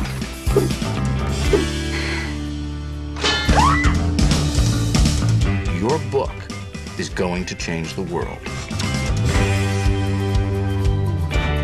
What if I don't make my deadline? I've wasted a whole year of my life. I used to be thin and now I'm fat. Just your face. It's supposed to be a big adventure, but it just turns out to be a lot of meltdowns. Yeah, there's all of this stuff on the floor. Oh, never apologize. From writer-director Nora Ephron. Good. That is good, isn't it?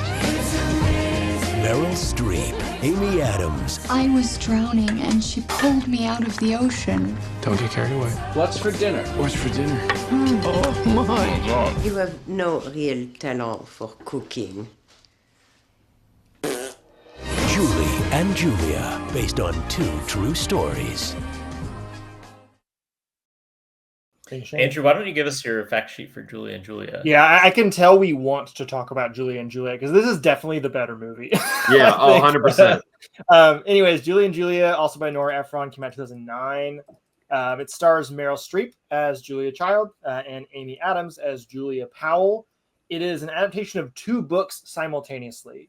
Julia Child's autobiography, My Life in France, and Julia Powell's memoir, Julie and Julia, 365 days, 524 recipes, 1 tiny apartment kitchen, which, that title probably needed the workshopping that Julia Child's book got. It was the cooking. The cooking. Part 2. This time it's personal. They had Social Network Justin Timberlake just go drop the whole thing. Drop the whole thing. It's cleaner, yeah. But Powell's book was based on her pre-existing blog, the Julie/Julia Project. The film is the first major motion picture based on a blog. And Julie and Julia was Ephron. Oh, I have no idea. I also know that there's about to be 2 when my blog movie takes off. So that's right. Excited. Divine Cinema coming to theaters near you. This was Ephron's last film before her death in 2012. I thought it was funny that on opening weekend it opened number 2 behind G.I. Joe: The Rise of Cobra. A timeless classic. Los Angeles, LA Times critic Kenneth Turin wrote, Julie and Julia do it right. A consummate entertainment that echoes the rhythms and attitudes of classic Hollywood. It's a satisfying throwback to those old-fashioned movie fantasies where impossible dreams do come true. And in this case, it really happened twice. A.O. Scott of the New York Times wrote, by now, Streep has exhausted every superlative that exists, and to suggest that she has outdone herself is only to say that she's done it again. Her performance goes beyond physical imitation, though she has the rounded shoulders and the fluting voice down perfectly. I was going to ask Zach to please do your Meryl Streep impression. I don't know if I fully agree with that. Last quote, Stephanie Zacharek of Salon concluded that Streep isn't playing Julia Child here, but something both more elusive and more truthful. She's playing our idea of Julia Child, and also Amy Adams's idea of Julia Child in this movie. So I kind of loved this movie. It really took me by surprise. But I don't know, Zach, you haven't introduced the movie yet. You introduced it? Yeah, I need to get back in the swing of things of introducing movies. Yeah, I this was one I saw it. I think at the time it came out, and I looked on Letterboxd, and I kind of gave just like it was like early on in cinephilia, where I was like, I need to give an important opinion about this, and it wasn't a really good, important opinion. It just sounded like me pretending to be a newspaper critic. And watching it this time, I really it was super charming. I mean, I'll be honest, a lot of it for me was Stanley Tucci. I love the Tooch. He's great. Yeah. I love the Tooch. Like he's just on it. And he's just like coasting on like just like Tucci vibes. It's like food and Tucci. It's like honestly, like that's enough for me. Plus he's just being the perfect husband. Yeah, and then on the other side, you got Chris Messina. I love Chris Messina. I'm just like I was like A+ husbands movie. Great time there. It's interesting to see this, like so Julie Powell, the Amy Adams character in the movie, starts this blog not only to like because she like wants to kind of challenge herself, but she goes on this like lunch with all of her different friends, and they're all like two of them are like really rising up in the world and are using cell phones and just barking at people, and the other one is a piece of shit friend who uses her in a really defamatory like, does this generation suck, or is it slow, or whatever it is? Like the worst like lunch group I can imagine. Yeah, honestly, like nightmare blunt rotation, like just awful. And so, but like I do find like the use of the blog. It's kind of been interesting. I'm thinking about like how she utilizes this compared to like something like Substack now. Which I know we probably shouldn't talk about because we're Patreon people, but Substack specifically, like at least for me, like I've found so many people who have kind of gone there and adopted this like honestly old style like Blogspot degree with it, like format with it. It ranges from people that I follow who are like, a lot of it is just like Texas Rangers news because I like the, I got to read that. But then also it goes to like, I have somebody who like is giving like new music recommendations, things like that. A couple like culture people who are just like talking more broadly about culture. It's been a refuge for journalism generally as newspapers and magazines like fire more and more people. Yeah, well, it's become this kind of like weird, like hair, like if you still want this information from this person, but then like you get into the range of like I'm paying for like 5 Substacks now, and it kind of equals a newspaper subscription. So like, really, what am I doing here? It necessarily atomizes the whole experience. Yeah, right? But at the same time, like I'm thinking just in terms of how people utilize it. There's one that I read that's like basketball. And the guy, I mean, he writes stuff, but he also like includes like podcast elements. They have like video. It's just like this kind of like all you would need about this NBA news is all like circling this one thing. And not that she's necessarily doing it in this, but like it's like this kind of like parasocial experience that people are following along with her. And I think that not only this plays like very cleanly into 8th grade, the last movie we'll talk about, where it's like this for a long time, it's just kind of her posting stuff online and like kind of shouting it into a void, just like as a way to kind of Julie Powell's doing it a little bit differently, but like a way to express herself into the world. Is anyone reading? Is anyone there? Exactly. Yeah. We've made that podcast. Oh yeah, 100%. And so it's very much like it's a very early, like, again, it kind of is like looking at dating on You've Got Mail. It's like this like quaint early version of it, because at the end of the day, she has the New York Times writing about her, and she has like literary, and Julie Powell was doing fine. Every publishing company calling her off on her book deals. She's fine now. She's good. But it's like this. It's like, I think this was also like kind of what you assume when you get on the internet. It's like, I'm going to get on, I'm going to like write this thing. It's going to catch attention somehow, and it's going to like light on fire. And a lot of it, it's like, no, like the experience of Kayla with her YouTube channel in 8th grade is probably the 90% of the time experience for a lot of people. 2 views. One is my mom. Also, she just sent me like the most hateful message in the world about it. Julia. Yeah, exactly. It is the birth of the attention economy a little bit here. I think that, and then with that, I think it's interesting that we go back to the internet space as a space occupied by women. Mm-hmm. So looking at mommy blog.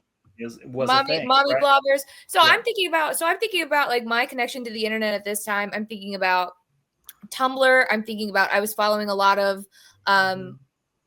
older women that were blogging. They were sewing, teaching you how to sew. They were teaching you how to cook like this, teaching you how to like keep house. So it was like home economics in a way, like also like via the internet, learning a new skill and then connecting with someone again in that like user space. But I think I just thought about it, how it's like, we're going back to women. And so like when you look at the internet, and then I think about something like TikTok and Instagram Reels, it's so much easier for like a beautiful woman to get on in front of the camera and speak to you and, impart some information or share some aspect about her life, influencer culture, on and on. Yes, I did see that as well. I also looked up, I was just curious. I was thinking about, because I told you guys during the break, for anybody listening, I didn't like this movie when it came out. I was very, I didn't have much of a film taste, but I knew what I liked and I knew what I didn't like, and I didn't like this movie at all. And it doesn't matter that I didn't like it, but it's a great depiction of early internet and blogging as like a feminine space. But I went and I looked up, I was just curious, like, what did Julia Childs think about Julie Powell? And I saw some like rather scathing thing. Well, it's scathing in a sense that Julia Childs was basically like, I've adapted these recipes over the course of many years to make them so workable that anybody could do it. She must not be a very good cook. This dumbass doesn't know how to cook like the French. Yeah. But it's also, that's another thing, is that like, the cookbook is the blog. And then like somebody who has like done the work and who is like put in the time in the physical space, and then you come in the digital space and you aren't able to recreate the same results, because this is, there's real life and the human element, and then there's like the internet element. And so it's just very funny that like, this person gets the credit for the recipes that this other person did, and she does a bad job of it. Maybe a little like a small scale like AI metaphor, like the humans did the work and then machines.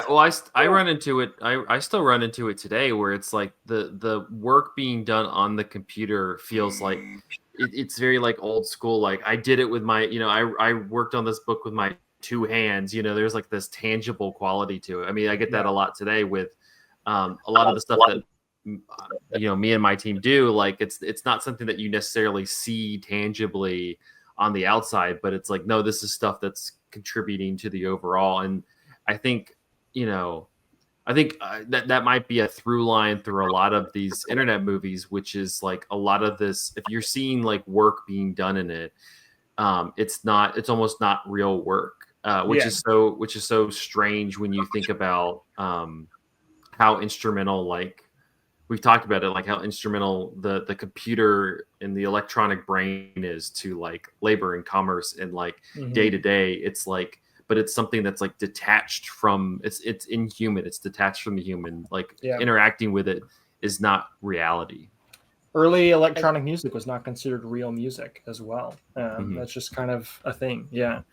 And I think one thing that's interesting about both You've Got Mail and Julia, in contrast to, well, I didn't see Death Set, but in contrast to WarGames and what it sounded like you guys said about Death Set, is that the technology itself becomes a little bit invisible. It's not an entity, right? It's a conduit.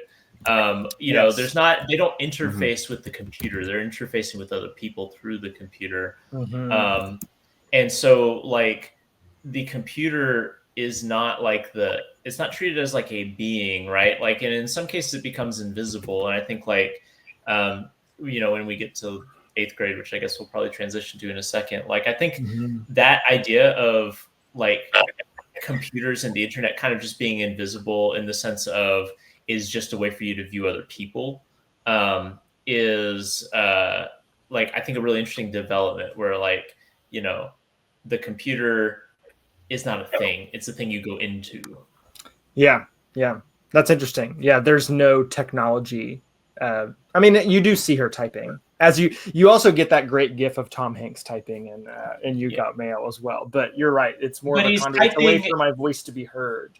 Yeah, like he's typing in order to communicate with her. He's not typing like his engagement with the computer is not the point. You know, whereas Matthew Broderick is directly talking to a computer in WarGames.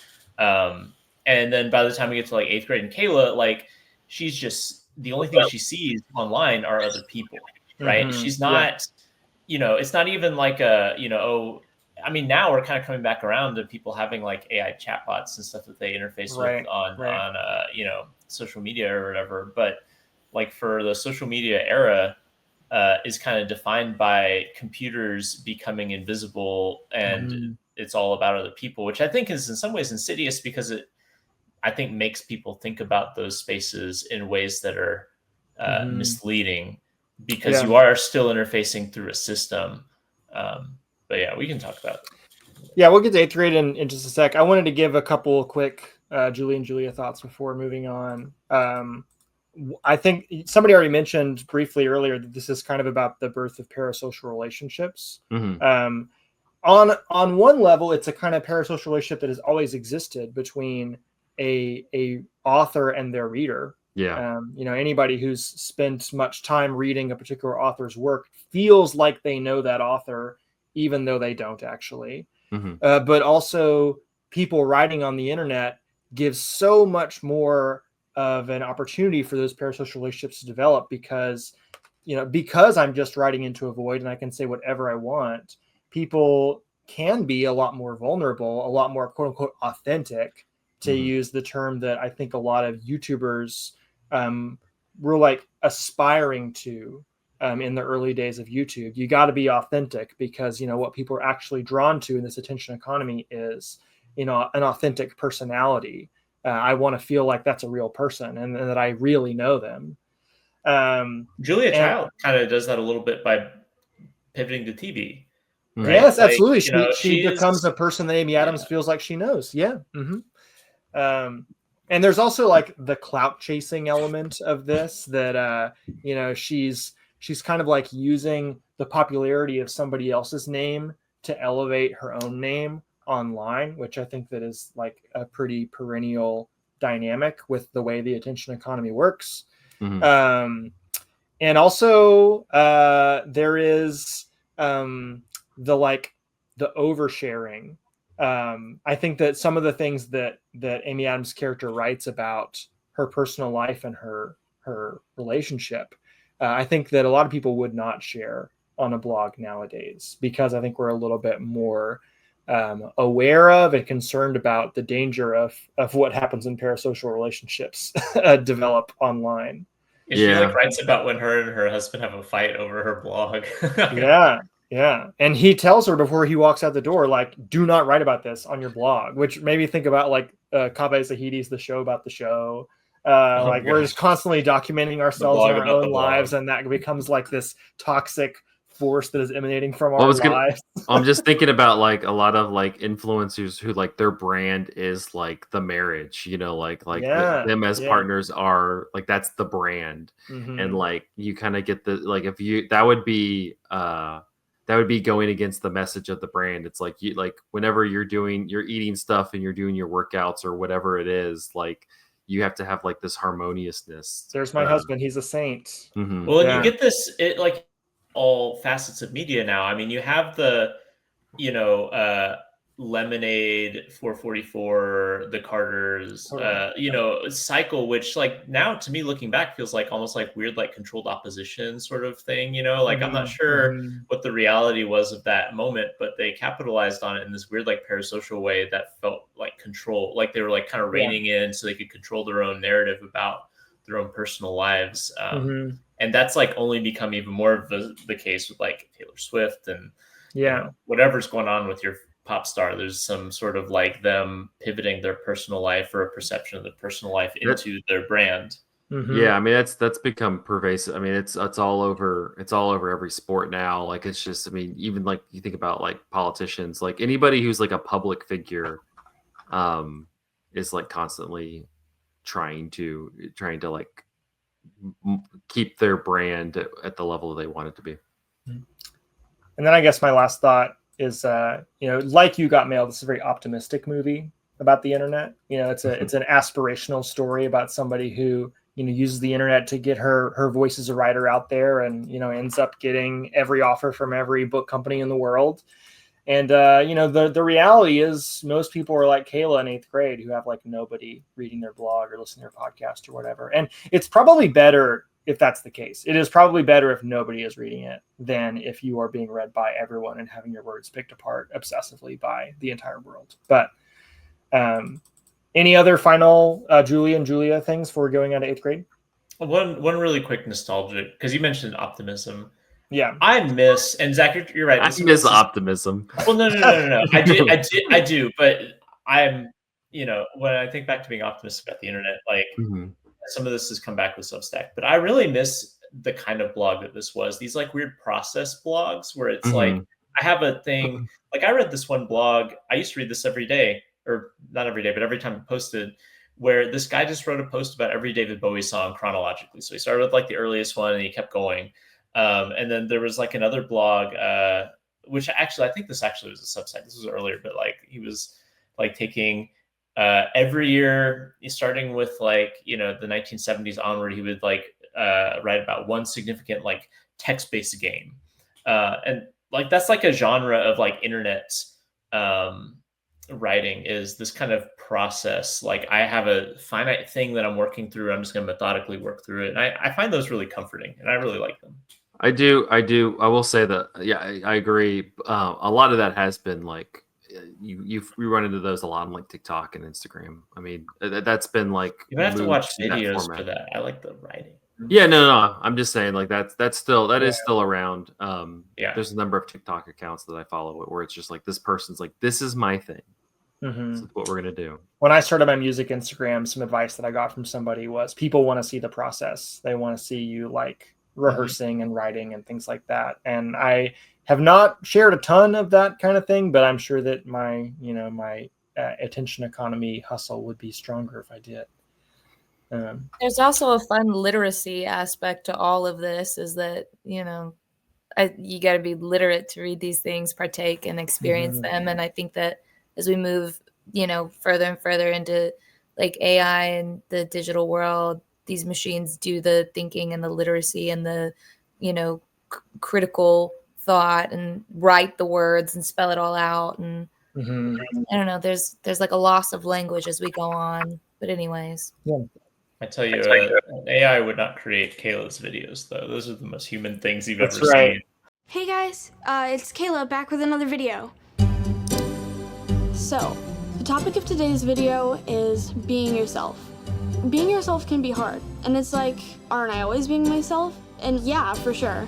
But being yourself is like not changing yourself to impress someone else. A lot of people like call me quiet or shy or whatever, but I'm not quiet. Most quiet, Kayla Day. I don't talk a lot at school, but if people talk to me and stuff, they'd find out that I'm like really funny and cool and talkative. By the way, I like your shirt a lot. It's like so cool. What?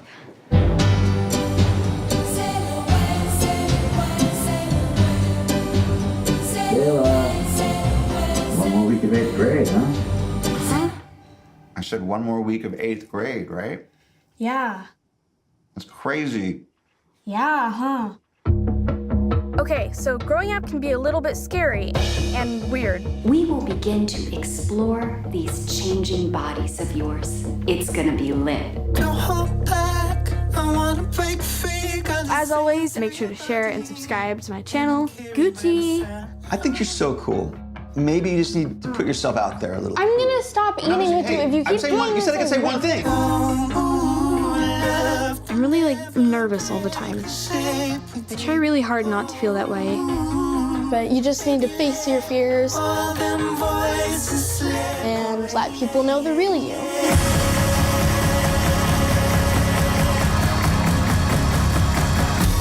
Just grab my phone. How to charge it? Yeah, I mean, sometimes I charge it too. But my phone, Just because things are happening right now doesn't mean they're always gonna happen. What was in there? Just sort of my hopes and dreams. Right.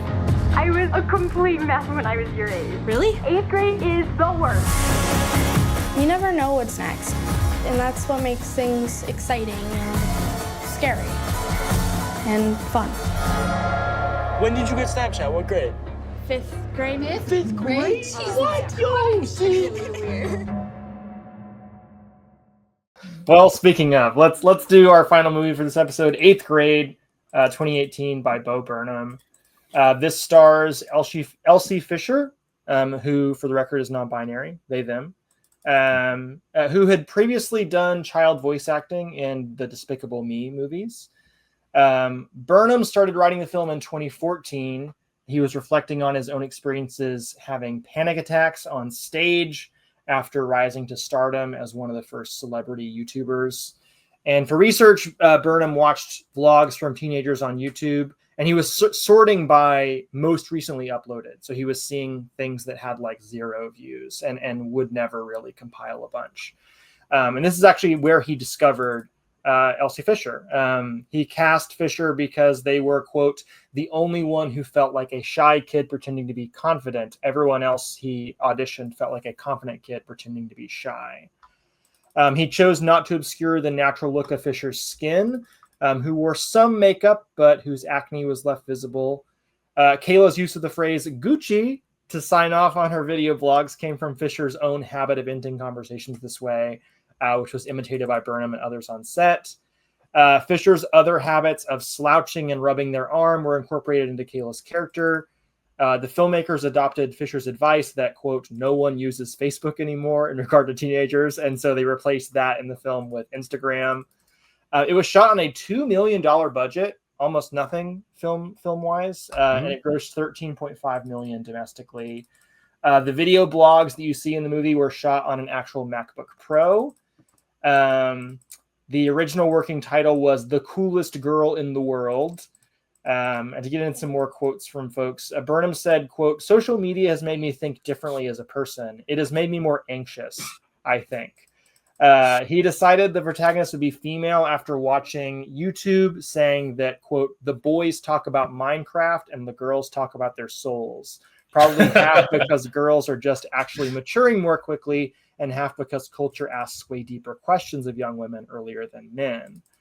Elsie Fisher said that, quote, social media is almost religious for Kayla, which was part of the reason why Burnham decided to use the song Orinoco Flow by Irish musician Inya for a montage scene. Oh, it's so good. Yeah. This is the montage of browsing social media. He said he wanted to use the song to convey that the social media experience was a religious and spiritual experience for Kayla. And he wrote a letter to Inya asking permission to use the song, and she granted it. Getting into critics and also just like scholars writing about this movie, it's been a very written about movie. Owen Gleiberman wrote in Variety that 8th Grade was a trailblazer in examining youth who never knew a world without the internet, touching on sexting as well. NPR interpreted the impact of the internet during maturation as one of the key subjects of 8th Grade, commenting on how many people may not remember the age fondly, but social media has added complications to it. Professor Juliana Milner, writing in 2018 about 8th Grade, reflected that 22% of teenagers were struggling with depression and anxiety at the time. And I believe that number is higher now. Seems low. And teenage girls specifically were committing suicide at higher rates in 2015 than they were in the previous 40 years. Author Robert Barker contrasted 8th Grade to earlier coming-of-age films like Fast Times at Ridgemont High and Mean Girls. He said that rather than working through cliques, Kayla and others are on a digital war of all against all, preening, pretending, and pontificating as much to themselves as to an anonymous audience. And then finally, I got a quote from Molly Ringwald, teen movie star of yesteryear, who said, I just saw 8th Grade and thought it was the best film about adolescence I've seen in a long time, maybe ever. Suck it, John Hughes. Suck it, John Hughes. Who wants to get us started talking about 8th Grade? I just want to say one thing that's not very serious, but imagine that you were a teen vlogger on YouTube and you got one view on a YouTube video and it was Bo Burnham. Yeah.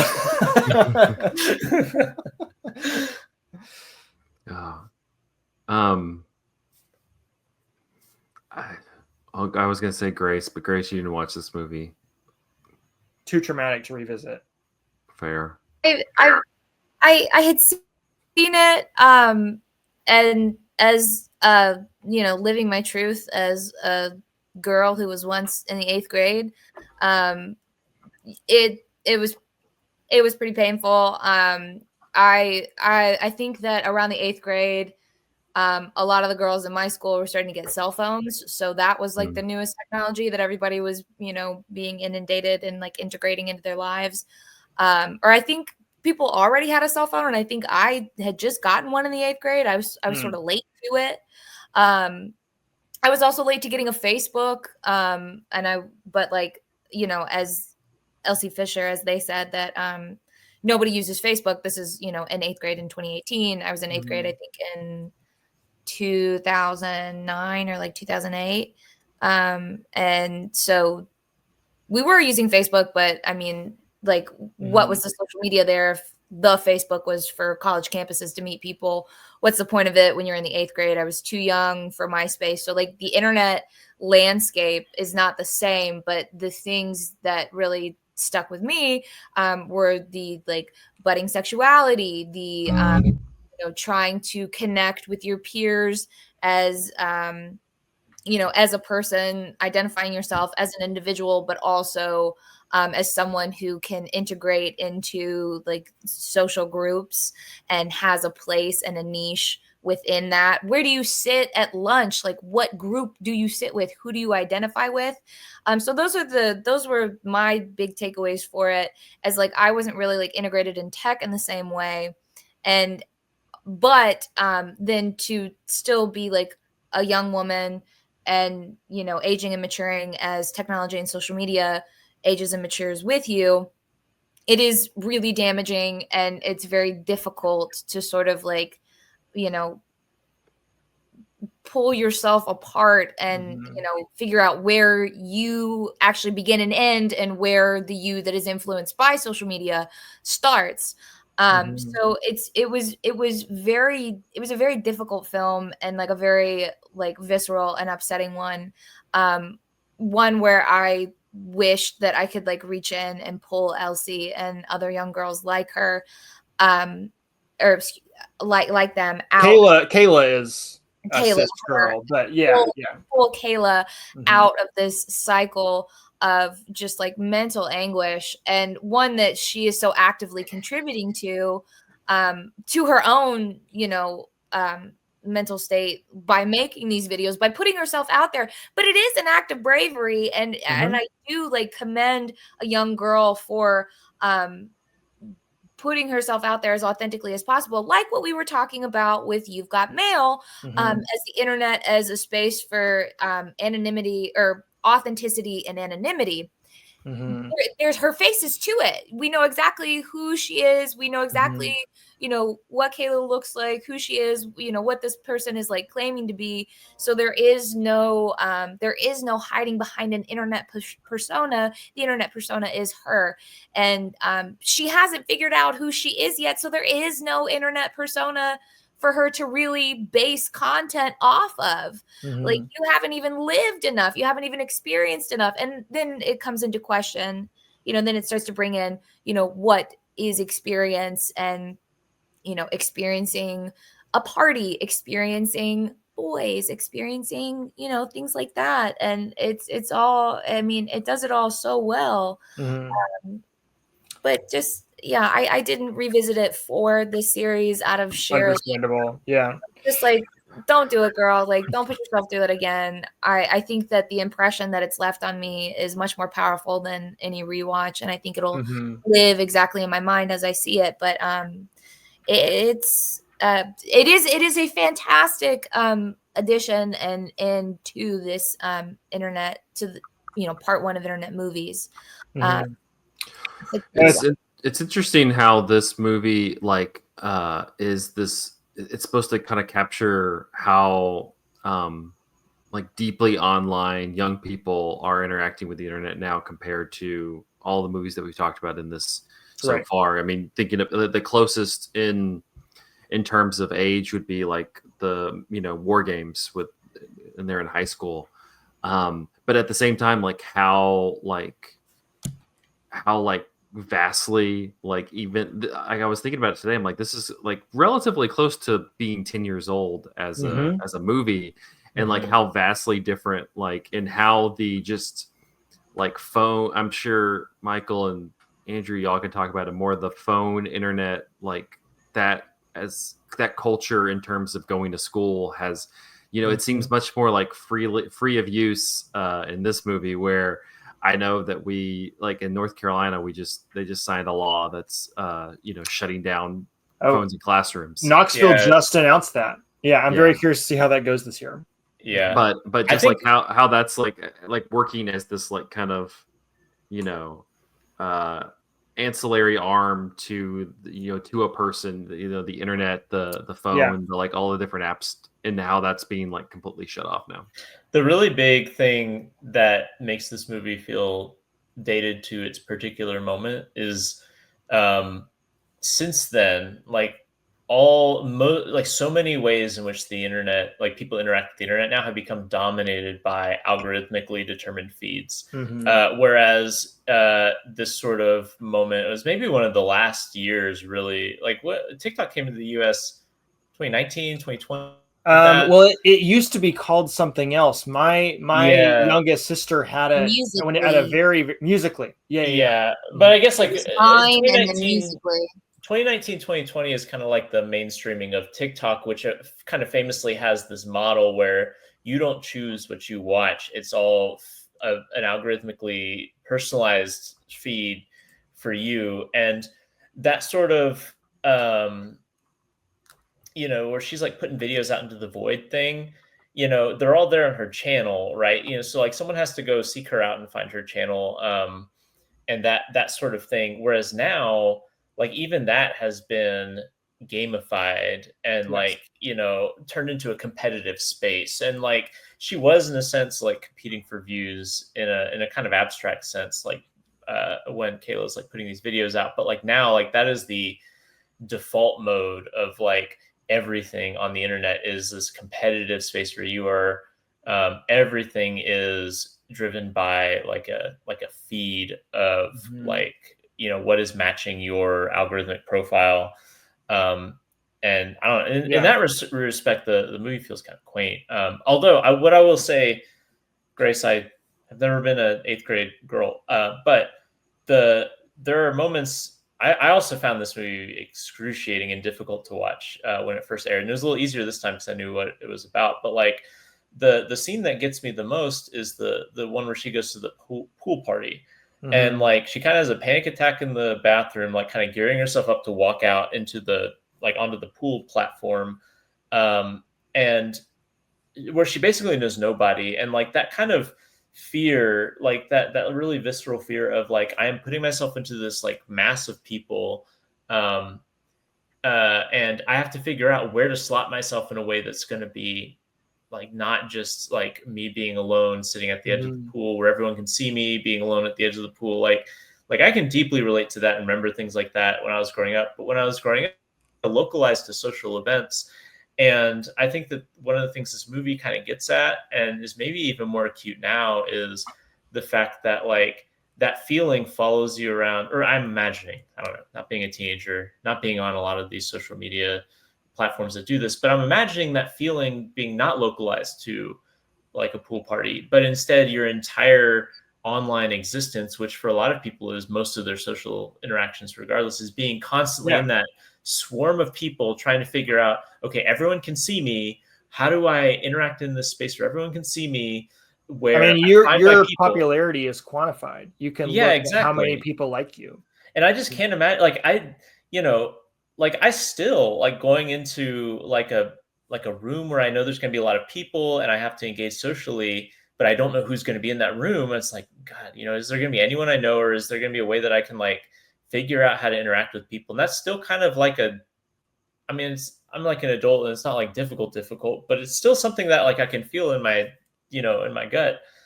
And just that being your sum total of your life, like always in your pocket with you, is, I don't know, I can't imagine what that's like, really. Like it sounds horrible. Yeah. And just hard to pay attention to anything else when this device is like algorithmically engineered to capture your attention better than anything in the real world, right? You just got to find a cool guy holding his breath underwater. That's See, that's the thing, though. That's what's wonderful sometimes is that, like, you can find that really intense connection and meaning of mostly has them interacting in person being the meaningful stuff. Yeah. And I think now a lot of people, and I've had interactions like this where you do have meaningful interactions online because you find someone who you connect with or like have a shared interest or whatever. And like the internet has that potential to do that. And whether the horrible stuff is intrinsic to the internet and like, you know, or whether it's just a function of the systems that we engage with, though, like you have to swim through all that horrible stuff. And Greg does a really good job of dramatizing a lot of that. I would not want to go through 8th grade again ever, but I definitely would not want to go through 8th grade again in the internet age. That sounds like the worst. Yeah.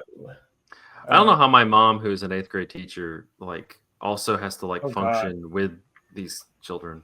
Yeah, if Mary Dennis is listening to this podcast, please write in to us and tell us about, you know, how you see 8th graders navigating the online space, and we will maybe read it on the show whenever this whole thing is done. I remember asking her, like, I don't think she ever, I can't remember if she's watched the movie or not. I think she did watch the movie, but it was kind of one of those like, yeah, it's like every day. Like, it's, like this is just every day of my life is like dealing with kids like having this like type of breakdown and kind of just being the personalities that they are. Oh, one more thing, and it's only a minor thing in the movie, but I do think it's like really important to like how a lot of people in general, but especially, you know, teenagers and tweens interact with the internet is you do get like memes cropping up a little bit. You got the kid yelling LeBron James like every once in a while, like which is like pitch perfect, like middle school, like sort of like meme thing where it's just this nonsense thing that you just say, you know, just to say it, LeBron James. You have the principal trying to dab, and then the sex ed video is like, it's gonna be lit.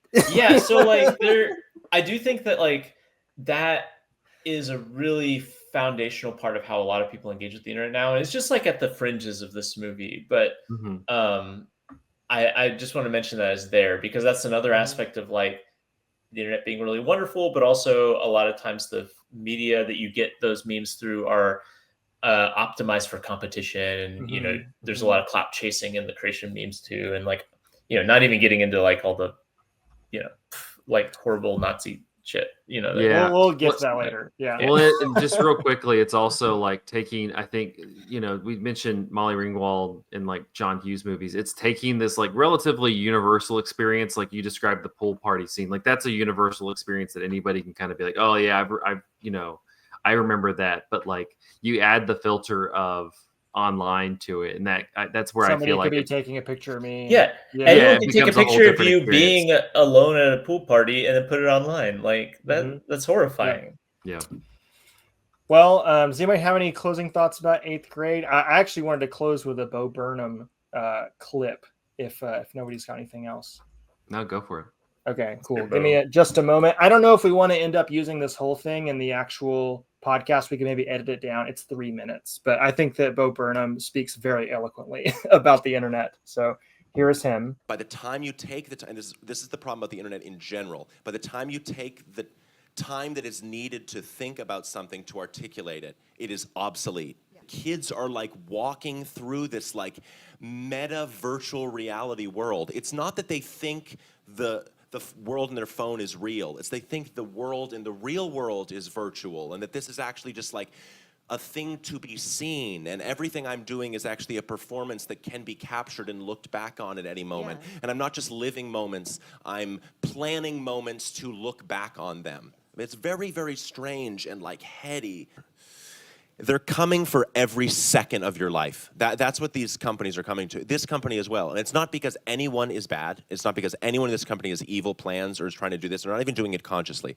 It's because these companies like Twitter and YouTube and Instagram and everything, they went public and they went to shareholders. So they have to grow. Their entire models are based off of growth. They cannot stay stagnant. YouTube, Twitter grossed $4-5 billion last year. It is in the red. It is unprofitable. It has to get more of you. That could be the ceiling for a place like this. YouTube, the ceiling could be 3 hours of engagement. No matter how nice it's trying to be, it is all that they're trying to get more engagement from you. We used to colonize land. That was the thing you could expand into, and that's where money was to be made. We colonized the entire earth. There was no other place for the businesses and capitalism to expand into, and then they realized human attention. That they are now trying to colonize every minute of your life. That is what these people are trying to do. Every single free moment you have is a moment you could be looking at your phone and they could be gathering information to target ads at you. That's what's happening. So like as much as we can, as have really good conversations and try to humanize the conversations, the mechanism of the business is rolling towards that just because of the market. So it's coming. It's coming for every free second you have. Okay, so that will wrap up our first episode of Internet Movies. Hope you have enjoyed it. Hope you're excited for the rest of the series. Our next episode is going to be called Totally Radical. And in our little syllabus that I put together for the series, I wrote, this is the cinematically crystallized late 90s moment when computer tech thoroughly became a cool thing for cool dudes who surf the net and hack the system, man. Featuring not one but two Keanu protagonists and some legit radical politics. Movies in that episode, we currently only have 3. We'll see if that expands at all. But we're going to do Hackers from 1995, Johnny Mnemonic, also from 1995, and The Matrix from 1999. So very much looking forward to all those radical movies. Yeah. If you would like to follow Cinematary more, go to Letterboxd at letterboxd.com/Cinematary. We'll list the movies that we talked about in this episode. Go to Instagram handle at Cinematary, where we'll have keep up with the daily. We don't know what the verdict is, but at the time of this recording, we just submitted for TIFF, and when we go to TIFF, that means a lot of videos and photos and all that kind of good stuff. So you'll want to be on the Instagram page. And if you would like to support the show, patreon.com/Cinematary. It can be as low as $1, but we have our what movies we saw this month series, and we're also going to have some added features and kind of Patreon exclusive stuff for the series where you can kind of watch along with us. So we recommend joining that, and kind of all the money goes to keeping the lights on at the site. So that's what we're doing. Mm-hmm. All right. Thanks for listening, y'all. See you next week.